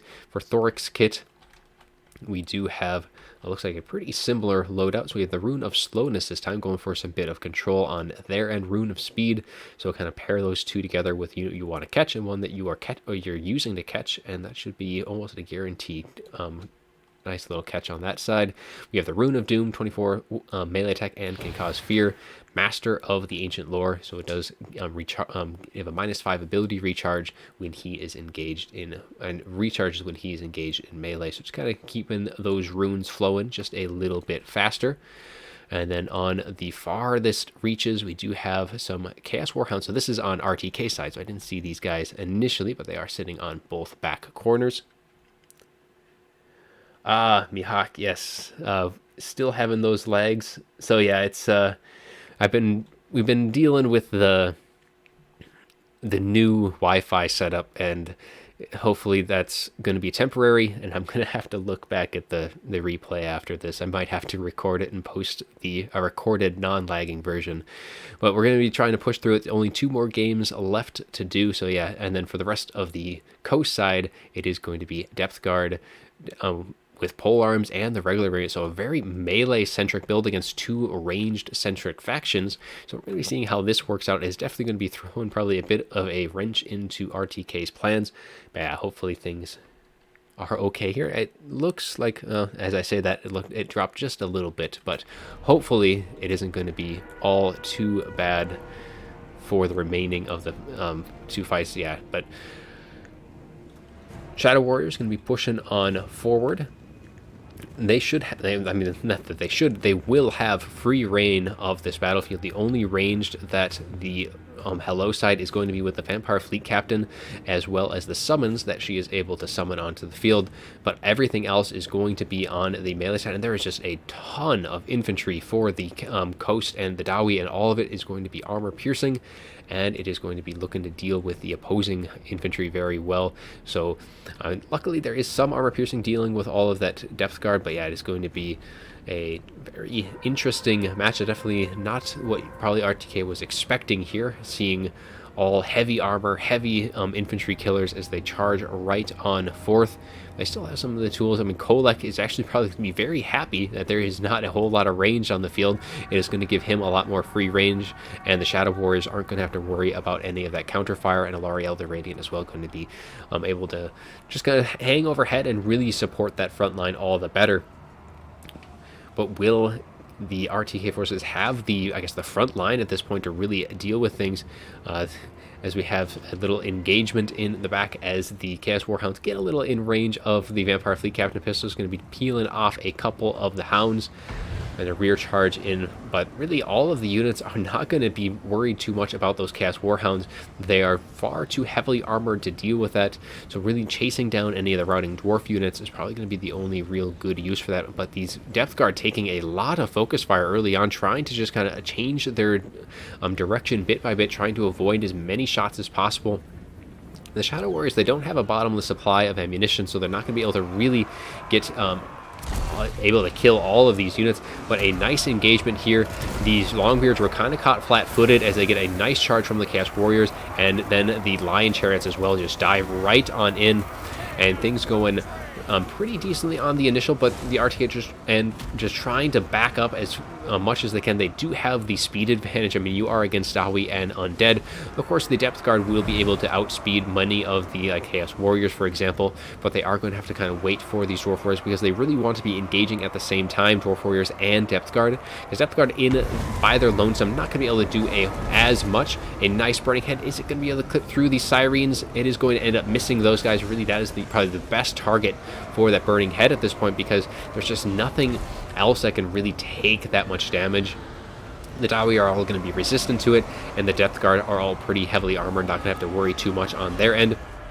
A nice engagement here for the Sirens getting into these Mirror Guard, so that armor piercing going to be doing rather well, whittling through the rather impressive 100 armor of those Mirror Guard, but they are getting wavering just bit by bit. Really, their crumbling is going to be probably their biggest downfall here. Not a whole lot of strong, heavy counters they're having to deal with. Actually, I forgot, Alariel does give magic damage, so that is actually going to be if she goes over to that engagement, because I do believe she ended up bringing it. Or she did not. Never mind, she did not bring that item that gives magic damage. Because it would have been, you'd have to really pick and choose with that, especially again with the Dawi on the field as well. But Star of Avalon going to be making sure that Kolek is nice and topped off. Well, Lariel actually might want to be trying to get into that Star of Avalon, try and get some of that healing herself. Well, unfortunately, was trying to probably save that Chaos Sorcerer Lord of Fire, who does end up routing. The bounce power is still slightly in RTK's favor at this point, as Alariel, it looks like she does cast Shield of Thorns, giving a little bit of extra physical resist as we get one of the Zombie Pirates deckhand summons kind of in the middle of things, just trying to muck things up, trying to add some more bodies to this engagement, because the Depth Guard, as I was mentioning before, they need to have other infantry with them, because otherwise they are just going to get picked apart with their low model count in general. It's just, they struggle rather heavily, especially when you have Lion Chariots just diving in and out of the formation. But the Goon Squad of the Thanes and Thoric is just going to continue to stick together. And Kolek, though, he would love to get into Thoric. However, these two Thanes are going to be a little bit more of a problem for him. Just having all of those numbers, just having those 3 single entities is going to be more of that issue. We have some Silverhelms and some other units as they are pulling away from the rest of their engagement. And with Alariel, she is kind of sitting around, but man, that hit against the Thane, sending it flying right back to his lord, as Thoric is going to be rejoined by both of his Thanes as one got taking a ton of damage. So Kolek not really caring too much now at this point, as that those Thanes are just taking a ton of damage with every mighty swing of Kolek's hammer, and Thoric is just kind of losing his support bit by bit. But there's just still so much infantry left. We have some very healthy dwarf warriors and some more Death Guard with polearms, all of which are very, very healthy. And those polearms going to be trying to return around, try and get onto either the Lion Chariots or trying to get onto Kolek as well. And still very well played with these Chaos Warhounds, keeping them just on the reserve because they really aren't going to be able to do a whole lot. You send them in, you might be able to get a rear charge if something's on the verge of breaking, but you really just need to be very careful with when and how those things engage. And the Burning Head goes a little bit too far here into the Shadow Warriors, as it does do a little bit of friendly damage. As they do try and skirt around these long beards with great weapons. There is still just tons of infantry on both sides. Another of those Star of Avalorn can be going on. This time Alariel is able to at least temporarily stay inside that healing, so able to get some of that, and the Lion Chariots are able to top themselves off to boot as well, so they'll be sitting nice and healthy. They have all of their models left, so still sitting very well in terms of their usability. Depth Guard with polearms are now finally able to get in. They are actually almost at their healing cap, just kind of slowly just keeping them topped off, as the Chaos Warriors weapons right where they want to be against these Depth Guard, who are going to be struggling a bit more towards dealing with those anti-infantry units, and the balance power slowly edging more and more into RTK's favor as the support is getting whittled down. Cyrene's still able to go strong, and I want to say that one of the Thanes is being routed off, and the other one might just straight up be gone. By the looks of things, and this is where you're going to be seeing the Illyrian Reavers or something chasing down these things, making sure that they stay off the field. The Vampire Fleet Captain getting very low, losing that might be almost catastrophic for the remainder of the undead units. There are still some kind of sitting on the fringe, but all of these Depth Guard, well, a little interesting off pick here, just isn't able to really pull through. And Chaos Marauders, I'm not really sure what they're going to be expecting to engage against those Dwarf Warriors, but they do have some of the support from these Chaos Warriors weapons here, as the Lariel is also kind of going to be diving on down. As I do hear something went off. The Rune of Doom, I believe, might have been the one, so 24 melee attack and can cause fear. And here comes the big monster, Kolek Sun Eater, charging in, dropping that hammer right into the middle of all of those Dwarf Warriors, as Thoric now is going to be pretty much standing alone without his heavy killing power, as the Lion Chariots are just doing an excellent job of not getting themselves stuck into any bad positions and just cycling in and out, as this whole pocket of Dwarves here is going to be taken out of the picture. All of them are routing, which is going to be leaving Thoric completely alone. He does pop that rune of speed, but unfortunately he is not going to be going anywhere. Vampire Fleet Captain going to be dropping down too, and I think that is pretty much going to be just about it. Down goes the Fleet Captain. Thoric is going to be next, and he is not going to be moving out of this mess anytime soon, and Kolek is going to be dropping that massive hammer, doing a ton of damage against him, and all of that support is now wavering and off the field. And RTK will be taking this match. So let's take a look at the after battle reports and how things did fare. I mean, you look at Sarge's army, and it's like not a whole lot of damage was really dealt out to his units here. A lot of that was going to be on the Chaos side, as we have all the Shadow Warriors getting 1,000 value apiece. So nice work there. But the Lion Chariots, 2,500 on them, 12 or almost 1,300 on the other ones. So a ton of value with those guys. Alariel is really there for support. As for the Chaos side of things, Kolek doing rather well himself, 2,100. The Chaos Sorcerer was able to get a nice bit of damage, but was taken out of the fight fairly early on. And then the rest of the units, as you can see, just took a pretty major beating, but all the Chaos Warriors able to pretty much get 1,000 in value, and then the Warhounds just kind of sitting, waiting for the units to break. Thoric, 3,200, so he did some very nice work there. Thanes, on the other hand, unfortunately just kind of fell just a little flat. And then all of the infantry that was here, probably would have been a good idea to bring at least a little bit of range. They had probably enough units kind of sitting in the rear at one point to just, like, they could have just used that extra range firepower, especially deterring like Kolek or something. But normally Kolek probably, again, especially in this matchup, would have been a bad idea just considering how much range both sides do end up bringing. Some of the polearms did all right, but otherwise not too great on the infantry. But that is going to be it for that. So let's switch back to the main screen. And we'll be getting into our final game of the day. It will be the 3v3.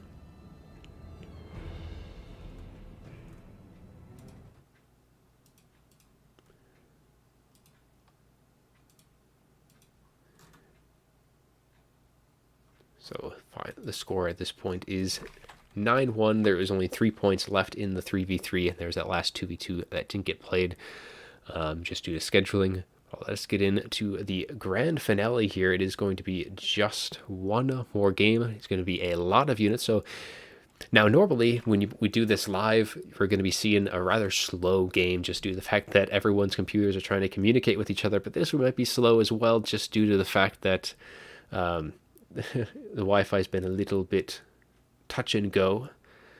It looks like it's been fairly decent recently, at least in the last half hour, so maybe things have improved. Might just have to be trying to time streams at other times of the day. But for now, one more game. We'll see how it is on playback. Might have to give you guys a better version of things if it's pretty unbearable on that front. But let's load into the last game of the day, and then we'll be able to close things out after this.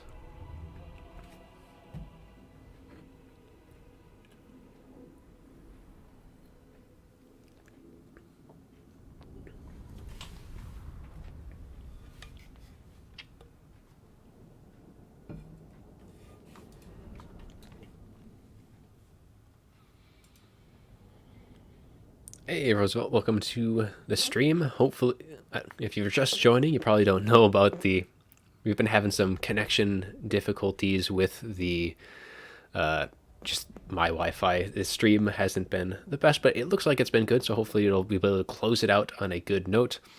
But if there is some issues, you just kind of bear through it. We are going to be coming in at the tail end of the matchup between RTK and Hello. And as I say that,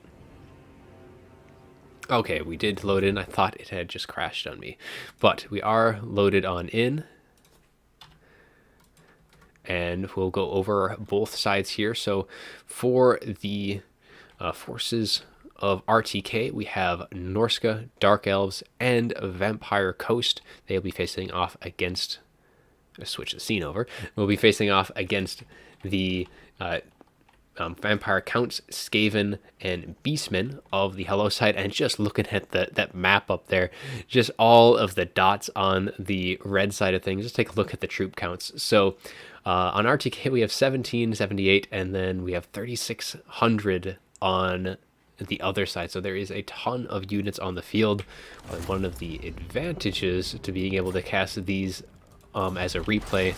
But so for the RTK forces, we are going to be seeing 4 Scourge Runner chariots for the Dark Elves, and they will have some Dread Spears acting as support, but they will be commanding the left flank for RTK.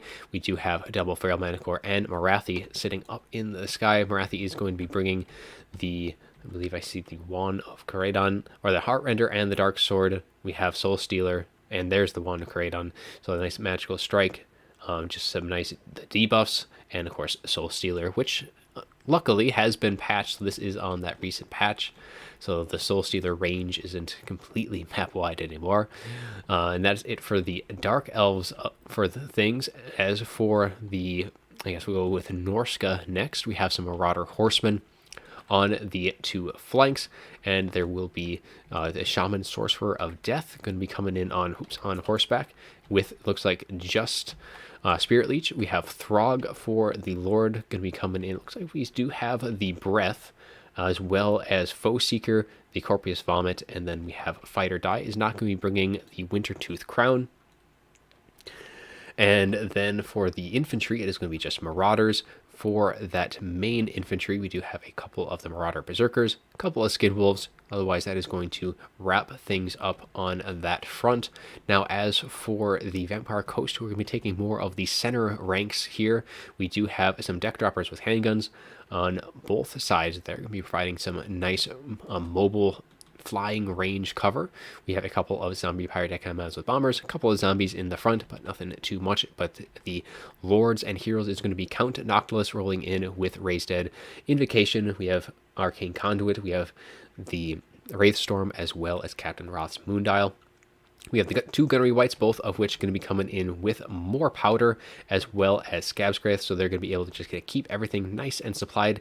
And these guys are very useful in general, but when it comes to team games, having that more powder, especially with factions that don't necessarily have that range. Of course, it is going to be pretty much just them and the Scourge Runners being able to top them up, but there's going to be plenty of places to be adding more ammunition for that side. As for the Hello side, with the massive deployment zone, pretty much taken the entire zone. I can't really see what the exact zone lines are, but it looks like they've pretty much encompassed their entire zone of deployment. We have some Centaurs on the very far back, but otherwise for the Skaven, it looks like it is pretty much just going to be mixed in throughout. So no real flank control on this side. So it's going to be Skaven slaves in the front for that initial just chaff, and then going to be followed up by the zombies of the vampire counts, as we do have an assassin going to be kind of moving on into that middle. Looks like we have Rival Hide Talisman as well as Assassin's Trophy. And then we have some Poison Wind Globadiers going to be thrown in 4 units of those over the entire spread of that front line, really looking to win that front line engagement. And then we have some Wickishi, some Crypt Ghouls, we have some Graveguard of Great Weapons, who will do rather well against like the Gunnery Wights on their crabs, so that'll be a nice tool to have. I don't know if you necessarily need all of this many, but definitely with the Crypt Ghouls as well, with that anti-infantry killing power that they possess, will be a nice, very strong front line. They're just going to have to get to that front line of the opposing side. Some Brazier Herds as well for some nice quick mobility, so they'll definitely be having the mobility department here. They will have to have kind of things to deal with those deck droppers, because the only things I'm really seeing, we have some Skaven Slave Slingers. We do have some World Block sales, so they will have to be kind of on point with all of that. And we have some Ungor Spearman herds kind of just taking up the rear of things, but really they do have the mobility with the Razor Gore, so that'll be their focus. We have a couple of Feral Manticores up in the sky. And then for the Lords and Heroes, for the Beastmen, at least we have Torix the Brass Bull is going to be coming on in, making his presence known with Bloodgreed. We have Slaughterer's Call as well as Brass Body. And then for the spellcasting, Brace Shaman and Wild with the Jagged Dagger giving that extra power reserves and recharge. We have Traderkin as well as Brace Scream, and then of course the lore passive Misteel Surge. For the Vampire Counts, the Lord is going to be Isabella Von Karstein, who again, seeing another appearance in the team games, is going to be having that Blood Chalice of Bothori, and that is not limited to just undead, that is any Lord or hero, so they're able to use that on the Skaven, the Beastmen, all of that stuff, going to be able to give them that healing that they just would straight up not have otherwise. Raised Dead, we have Gaze of Nagash up on that Hellsteed, able to get some nice sniping potential, and Invocation of Nahek. For the Greyseer of Ruin is going to be the Lord for the Skaven, as we have Scorch, we have the Unholy Clamor, the dreaded 13th spell, Howling Warp Gale, and Arcane Conduit. And really that Howling Warp Gale is going to be rather nice, but none of the actually no, because this is the Ruin, you only do get that dreaded 13th and the Warp Gale, but you're not going to be seeing any of that Skaven Slaves, though they have plenty of units. And of course with Isabella, you don't really need to have all of those summons all the time, so you can kind of dedicate that to the undead. Otherwise, that is pretty much conventions. Yeah, just 3 Jezzails in the back. We do have some more Cryptors, some Pit Fighters of Hell's Deep, Rat Ogres, so plenty of mass as well on the Hello side. But that's going to be the army, so let's get things moving, as the armies do have quite the distance to close in this engagement. And neither side, I mean, you have Count Noctilus with his Necrofex Colossus, and then you have all of the, really the kiting with the Scourge Runner Chariots as well as the Deck Droppers, so they'll be able to really try and pick things apart. And it's just pretty much at this point going to be getting the Scourge Runners on valuable targets, because there's so much just chaff on the Hello side, so they're going to have to either just kind of really choose their targets, because it's going to be a hard time kind of getting into the back line where more of their more expensive, more valuable targets, where those Scourge Runner Chariot shots are going to be more present. Isabella going to be moving forward. She is going to be probably trying to get off that Gaze of Nagash. Now, unfortunately, all of these handgunners are probably going to have a thing or two to say about that. They do have some decent targets. I mean, Throg or Count Noctilus, either the Gunnery Wights, probably pretty good targets for that spell. It's just going to be coming down to winds of magic usage on that front. Scourge Runners are going to be descending down the hill, trying to get around the outside flank. They are going to have their work cut out for them, as they have plenty of units to just kind of push forward and just kind of screen things out on that front, and even some Razor Gores, which probably don't want to be chasing them for too long, but just kind of keeping them away from things like the Poison Wind. I mean, the Lord's Heroes or any of the Giselles and the Rat Ogres would be kind of key targets on this side for those Scourge Runners to kind of try and get some shots in at. Rest of the units just kind of slowly moving on forward. As a little bit of repositioning here. I mean, zombies, not necessarily known for their speed, so they're going to be kind of holding up the rest of the formation. And with all these units, I mean, even in this battle, they're going to probably be experiencing things at a lot slower pace when they were playing this than we are going to be seeing it on the replay. But this massive force right here, I mean, the air squad, all the Scourge Runners are all pushing forward, and they are going to be discovering one unit of Centaurs who are now going to be pretty much key targets for all of these Scourge Runners, who will be getting a very nice volley, though most of those shots are actually all of those shots ended up falling just a little shy of that point blank range. Really would have been good for some of those to get some shots in, but some nice little dodge by the Centaurs, though those shots going to be again just landing a little, just peeling off one of the models. Looking for some more stationary targets to go in against. Assassin has rotated himself around from the initial front to kind of keep things at bay, and with Morathi and both of those Manticores going to be a little bit of a threat, and I think they would have no problem in dealing with that Assassin if they did kind of choose to kind of dive in onto that. Count Noctilus is going to be moving forward, though, since he does have his range and he is now engaged, has that range, is going to be firing some nice shots trying to hit those Razor Gores, but unfortunately just a little bit wide on that initial volley. It's going to be repositioning. And this is, though, going to pretty much force the forces of Hello to kind of really push forward. They do have the Giselles, but they are going to need to get to close that distance to get on top of them, because even Count Noctilus is able to do some decent damage to those Giselles at range. He does outrange them. I mean, take a quick little look at that. It's 275 versus 330, so not by much, but it is enough, especially considering he has technically fires while moving. He is able to kind of fire, move away, reload, turn fire, and stay on the outside range of those Giselles.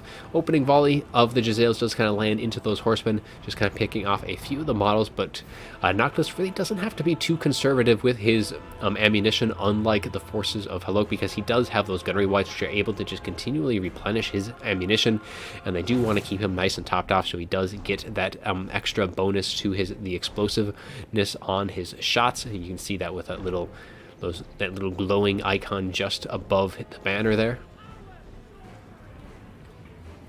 But a pretty slow initial engagement is really just kind of feeling both sides out, not really just going for a bum rush. I mean, neither side is really suited for that anyways. It's really, you have some pretty decent range with all the Giselles, the Globadiers, but they are a long way from all of their targets, as the Coast and the Dark Elf forces are just going to be keeping the Hello side just really occupied with this kind of slow kiting things out bit by bit.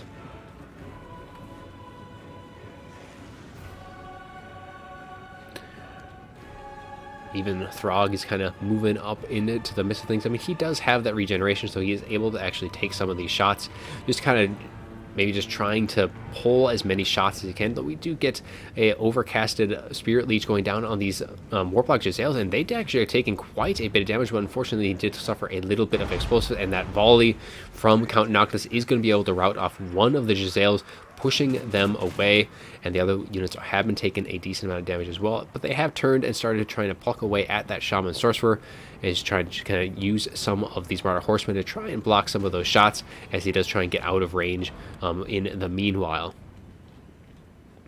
Scourge Runner is going to be making a secondary push, just trying to get into some decent units. I mean, even at this point, these Crypt Ghouls wouldn't be necessarily the worst target to be firing in, but they just don't have the range to really, because we can take a quick little look and see the arc of fire on the Scourge Runners. They just really aren't going to be able to get into the good units that they want to, and all of these other units can be able to provide some nice screening. Another Spirit Leech, though, going to be going down on these Warplock Giselles, picking off more and more of those models.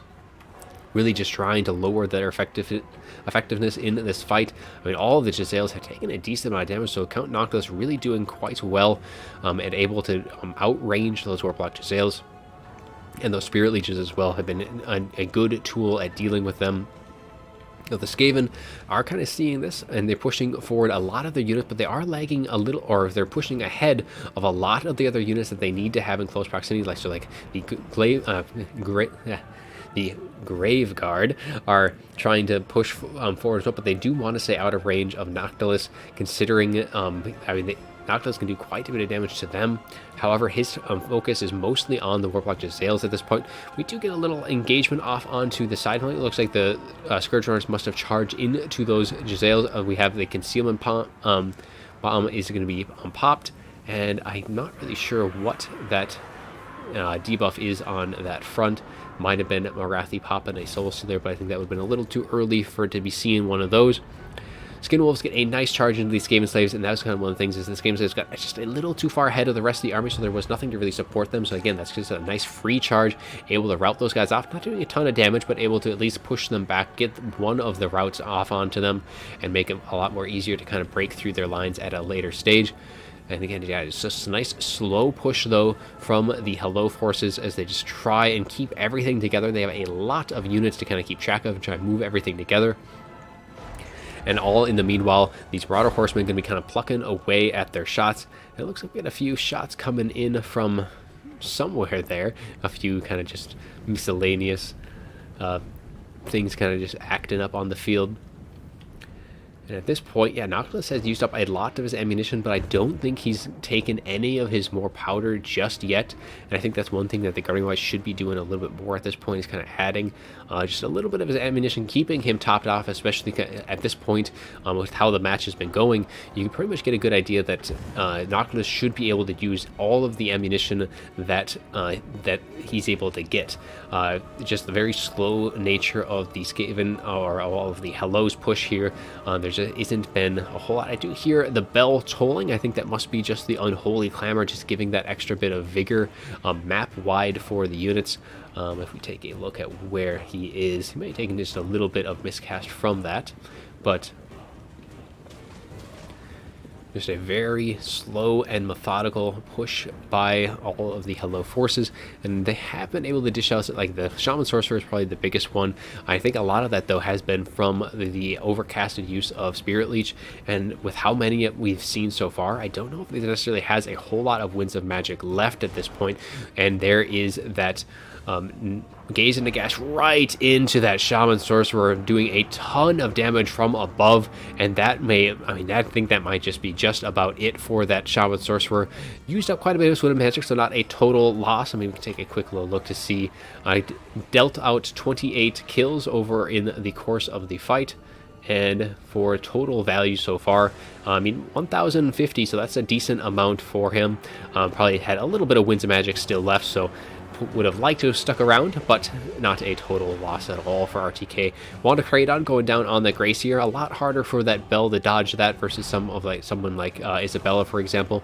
So some nice bit of damage going the way, but might be seeing Isabella using that, and there it is, that Blood Chalice of Authority, pretty much going to be topping off that Gracier. Actually, I think it will do exactly that, back up to full health, but just using all of that wins. But I think, with that in mind, I think that Wanda Kraydon may have been better used a little bit later.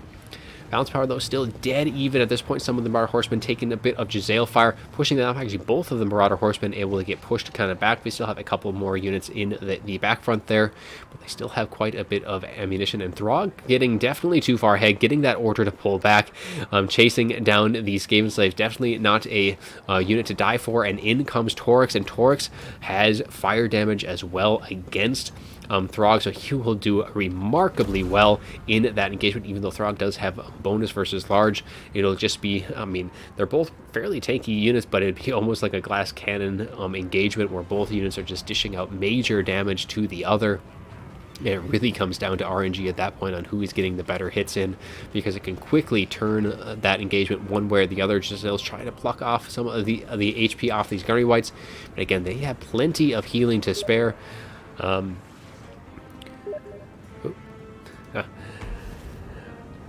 I'll have to message Alfredino afterwards into a little message in Teams. So if you got that notification, probably looking at Teams yourself, but engagement's still going fairly decent. and there's just so many. I mean, take a look at what the unit counts at. So the RTK forces have not lost many units in total. They only started at 1,700, so they've only lost like 40 units overall. While the Hello side, they have lost upwards of 700. I mean, a lot of that's just going to be Skaven slaves, so really not really losses at that point when you're considering it, but really the Giselles have probably been the biggest loss so far for the Hello. They've taken a ton of damage. They're all still around, but like we have 3 models left on these guys. We have 7 and 9, so they've lost a lot. So it's pretty much just one total Giselle unit left, and they're taking more and more shots from Count Noctilus, who is still having, he must have been getting some of his ammunition back, because he still has about the same amount as when we left him last. The mobile forces of the Scourge Runners are taking a bit more damage themselves, or not more damage. They've taken more, been using up their ammunition. And yeah, this game though has just been very methodical, very slow, very patient, and that's the big thing with the Hello. They've been very patient. They haven't been seeing this and just kind of been like trying to close that distance as much as they can. They've been very slowly pushing up, step by step, trying to get those shots and using the Winds of Magic and a nice little Gaze into Cash going off, hitting that Chaos Feral, or not Chaos, the regular Feral Mana Core. May have been actually targeting with the distance, probably would have been targeting that Mana Core, but I think Morathi may have been a decent target. But with the stagger animations you get, is really good to use that on a stationary unit that's not going to be like that isn't going to stagger, so like the Gunnery Whites Count Noctilus, for example. However, Count Noctilus has his own amount of healing himself, so we're probably just going after the units that can't get that healing back. So the Feral Mana Core Scourge Runners are probably those better units to be targeting if that is your concern, especially with how slow the pace has been going so far. And really, with Hello, they may be wanting to try and wait out as much of the ammunition as they can, just kind of slowly taking as much ammunition, just as trying to get inopportune targets for all that ammunition. But they do have to be mindful of both of these Gunnery Whites, who themselves have a ton of ammunition left, and they're able to just continually dish out. They have 4 charges of that more powder per unit, so that's 8 additional charges to their of ammunition to various targets. Like Count Noctilus is just going to be racking up insane value. I'm not going to be checking it just yet, but I'm imagining like he's just been shooting all game long. He's been using like, I think at this point I would say maybe 140% of his total starting ammunition.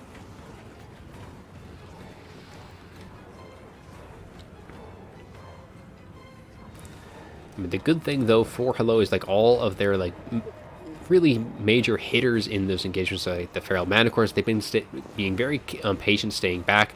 Torix is doing very well. All of the Poison Wind Globadiers as well have been keeping their HP nice and high, and any like hits that the Gracie or any of these units of Isabella Von Karstein is going to be able to have more than enough time for her cooldown on that Blood Chalice to kind of pop off, and eventually things will hit their healing cap, but really getting some shots in on any of these units isn't going to be too much of a concern. I mean, she could almost try and heal up. I mean, she doesn't have a whole lot of targets, but just kind of use the Blood Chalice as she can, just to, because keeping things out of range shouldn't be too much of a problem at this point. I was wondering if I should speed things up just a little bit here.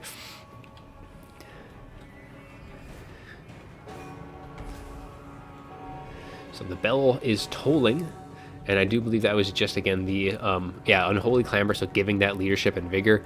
Now, that does give it, actually, it only gives it to the Skaven forces, but I'm not seeing that on any of the other units, so only the Skaven are getting that use from that Unholy Clamor there. But just keeping things with as much vigor as possible, because they do have to chase down all these units. And if you look at the horsemen are winded, tired, but a lot of the other units, they've just been staying very patient, just kind of slowly moving back bit by bit. Fresh units all around on their side. The only one units like the Scourge Runners are going to be getting tired. The ones that are really trying to focus in and out, but another nice little charge in by the against these zombie Skaven slaves, and they should be pulling out before any unit can really damage them.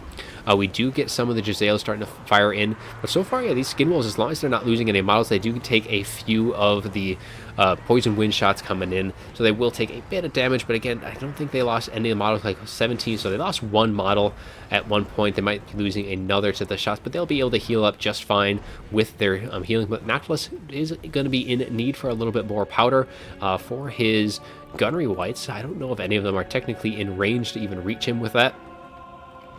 They are over here, so they might be close enough, but he is getting down to his last or two shots on his current model ammunition count. That is not going to be his ending ammunition count. He should be getting some more coming his way fairly soon. Balance power still dead even at this point with all of the ammunition being spent, and a nice, that would have been a fantastic shot right down the line of these Graveguard. Unfortunately, with maybe the terrain or a little bit, they did miss and going just a little bit wide. Jezzail's now be firing away. Looks like they are targeting after the Feral Manticores up in the skies. They just kind of cycle around. They've been putting on quite a bit of distance here, going on both sides of the map throughout the course of this long, drawn-out engagement. There is that extra ammunition being dropped on him by the Gunnery Whites, giving him a nice bit, and now he's going to be firing into these Graveguard. As really, yeah, those Warplock Jezzails, they are going to be hiding in the forest here, trying to avoid the ire of that Necrofex Colossus, just trying to keep them alive, use up all their ammunition, but they're getting low on leadership anyway. They're just wavering. If even a single shot is able to find its way in, we're seeing probably both of these two Jezzails routing off the field, and just the act of firing here is going to be kind of slowly tiring them out bit by bit. They are active, and so they will be able to at least not losing leadership off of that front, but any major losses would very quickly cause those guys to start running the other way.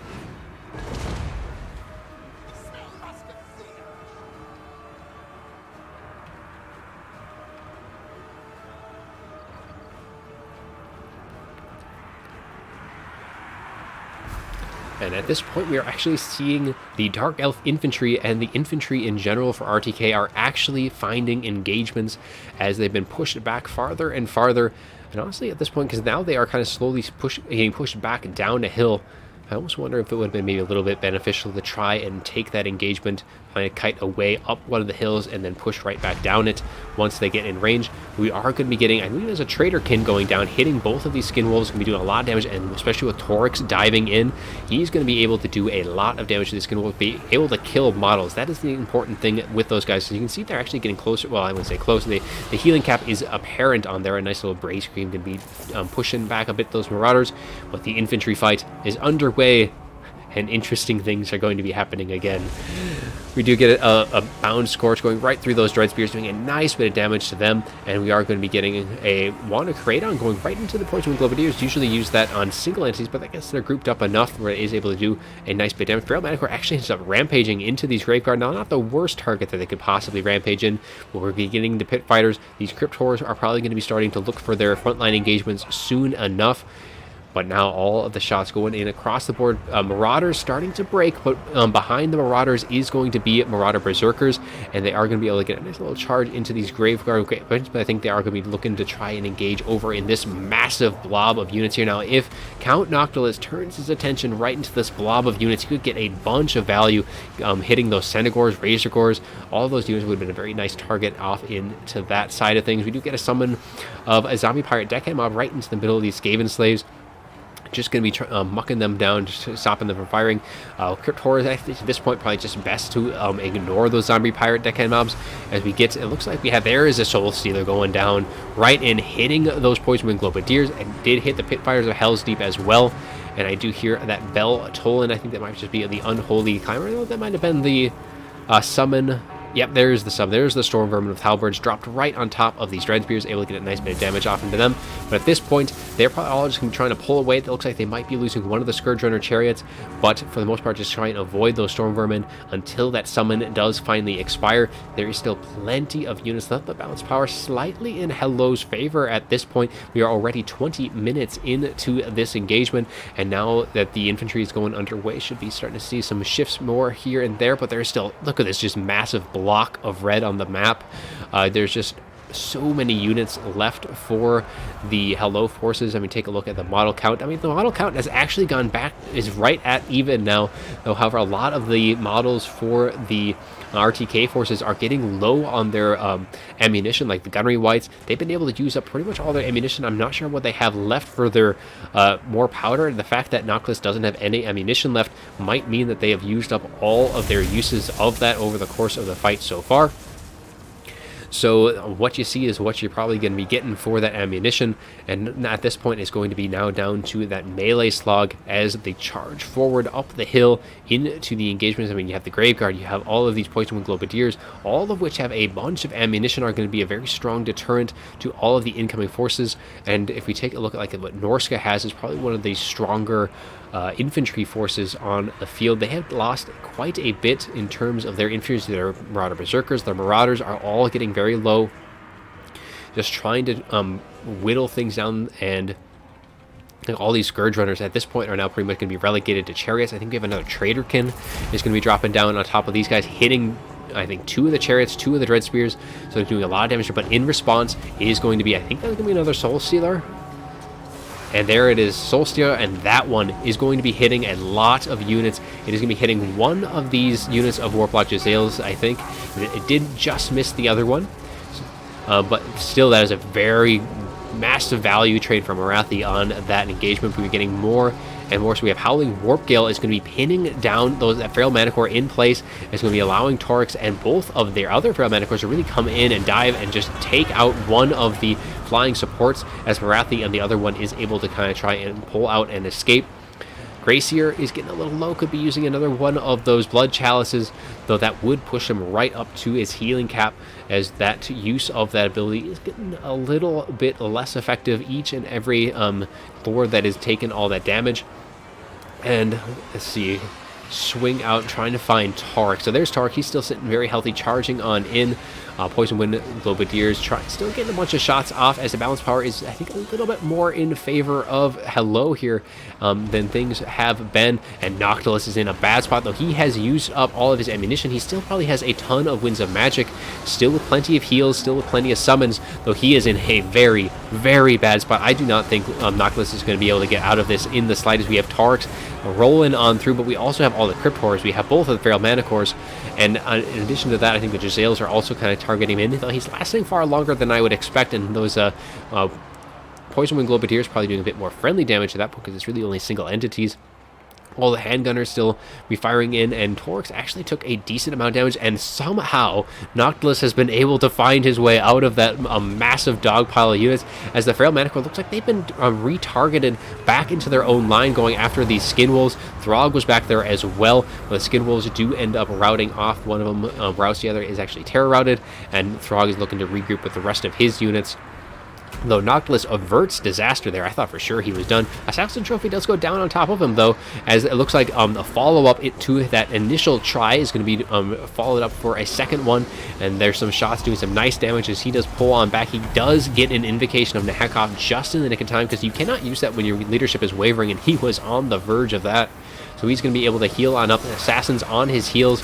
Might be a good idea to try and pull something back to try and deal with him. We do have a second unit of that Dreaded 13th. Didn't see the initial cast, and I think that's another Soul Stealer just dishing out some massive amounts of damage. The Warplock Jezzails used up all their ammunition, but like some of the other units here, like the Crypt Horrors, the Feral Manicores, all taking quite a bit of damage from that. Torix just trying to deal the final blow to Noctilus. Noctilus just continues to avoid everything and anything when it comes to just trying to finish him off. Torix gets a little staggered there. Swings, I think he does land that hit.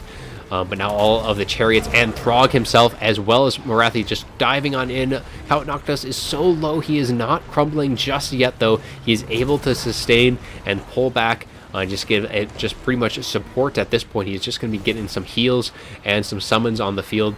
But Torix is in a bad spot right now. Throg dishing out the pain. In comes a little bit of support with these Crypt Horrors, trying to give that mass for Torix to pull back. Balance power maybe slightly more towards center than it was, but it is still up for grabs at this point.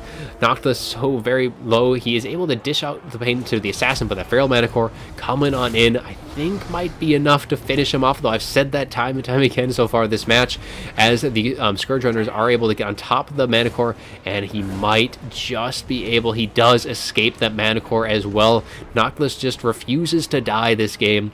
There is just no way that he's been able to stay alive for this long. We do get another Howling Warp Gale catching all of the handgunners here at this point, and Noctilus, Arcane Conduit pop, just trying to get as much use out of him. He's going to have a ton of value this game. He has been such a critical component for RTK as they are able to pull the balance power actually slightly, ever so slightly, into their favor, as all of the heroes are pretty much reaching their healing cap, though Torix needs to get another Blood Chalice off if he can onto him. It must be on cooldown because he is getting very low. The shots raining in from the last of the ammunition from these handgunners would be enough to finish him up, but if he gets that heal, he might be able to outlast that ammunition. Throg able to dish out some pain to that Bray Shaman, but otherwise, yeah, it is a very beat down on both sides.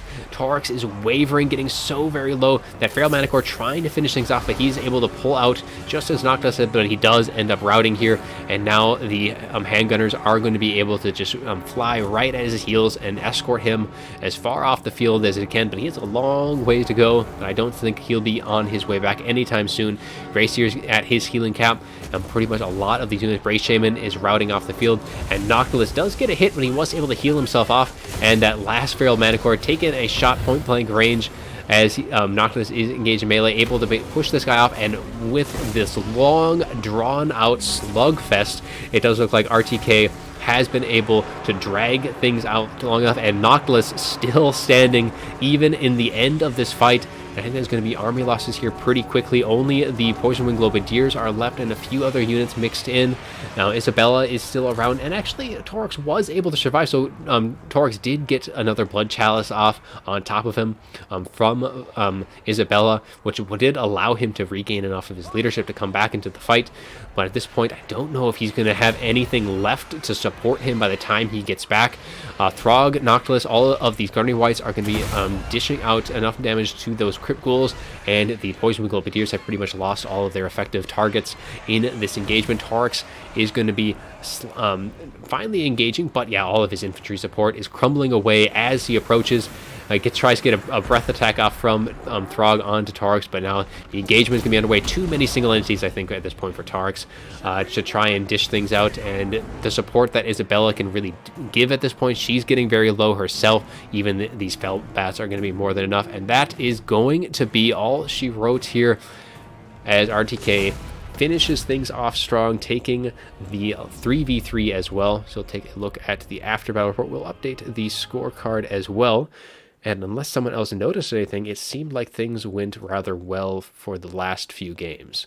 The last hour seemed to have been pretty good in terms of just overall quality. But yeah, I definitely had issues early on. So yeah, 12-1 final score. And we'll take a look at just how everything did quickly for the 3v3. Lots of units to go through, so we'll just kind of quickly run through that. But Throg, 3,100, able to just kind of slowly reach and take a bunch of damage, and we saw that Shaman Sorcerer get value earlier on in that fight. 1050 on him. Otherwise, the rest of the Norskan forces, not necessarily all too great. Both the Skin Wolves did, nothing too ridiculous there. For the Dark Elves, Morathi getting 3,500. Those Soul Stealers did a ton of damage. The infantry not really going to be expecting a whole lot. And then the Scourge Runners, even the Scourge Runners not really doing all too well, even though they used up all of their ammunition. The Hello forces did a very, very good job of keeping all of their very cheap units out in front of them. So the Scourge Runners didn't have any good targets to fire in against, both Feral Manicores and then for Houseplant on the Vampire Coast. 3685, so highest scoring unit so far on the RTK forces, and man, yeah, he just did so much damage. I'm surprised he did not die early on. 2,000 though on the Gurney White, 1,800 on the other one. Very like a lot of damage there.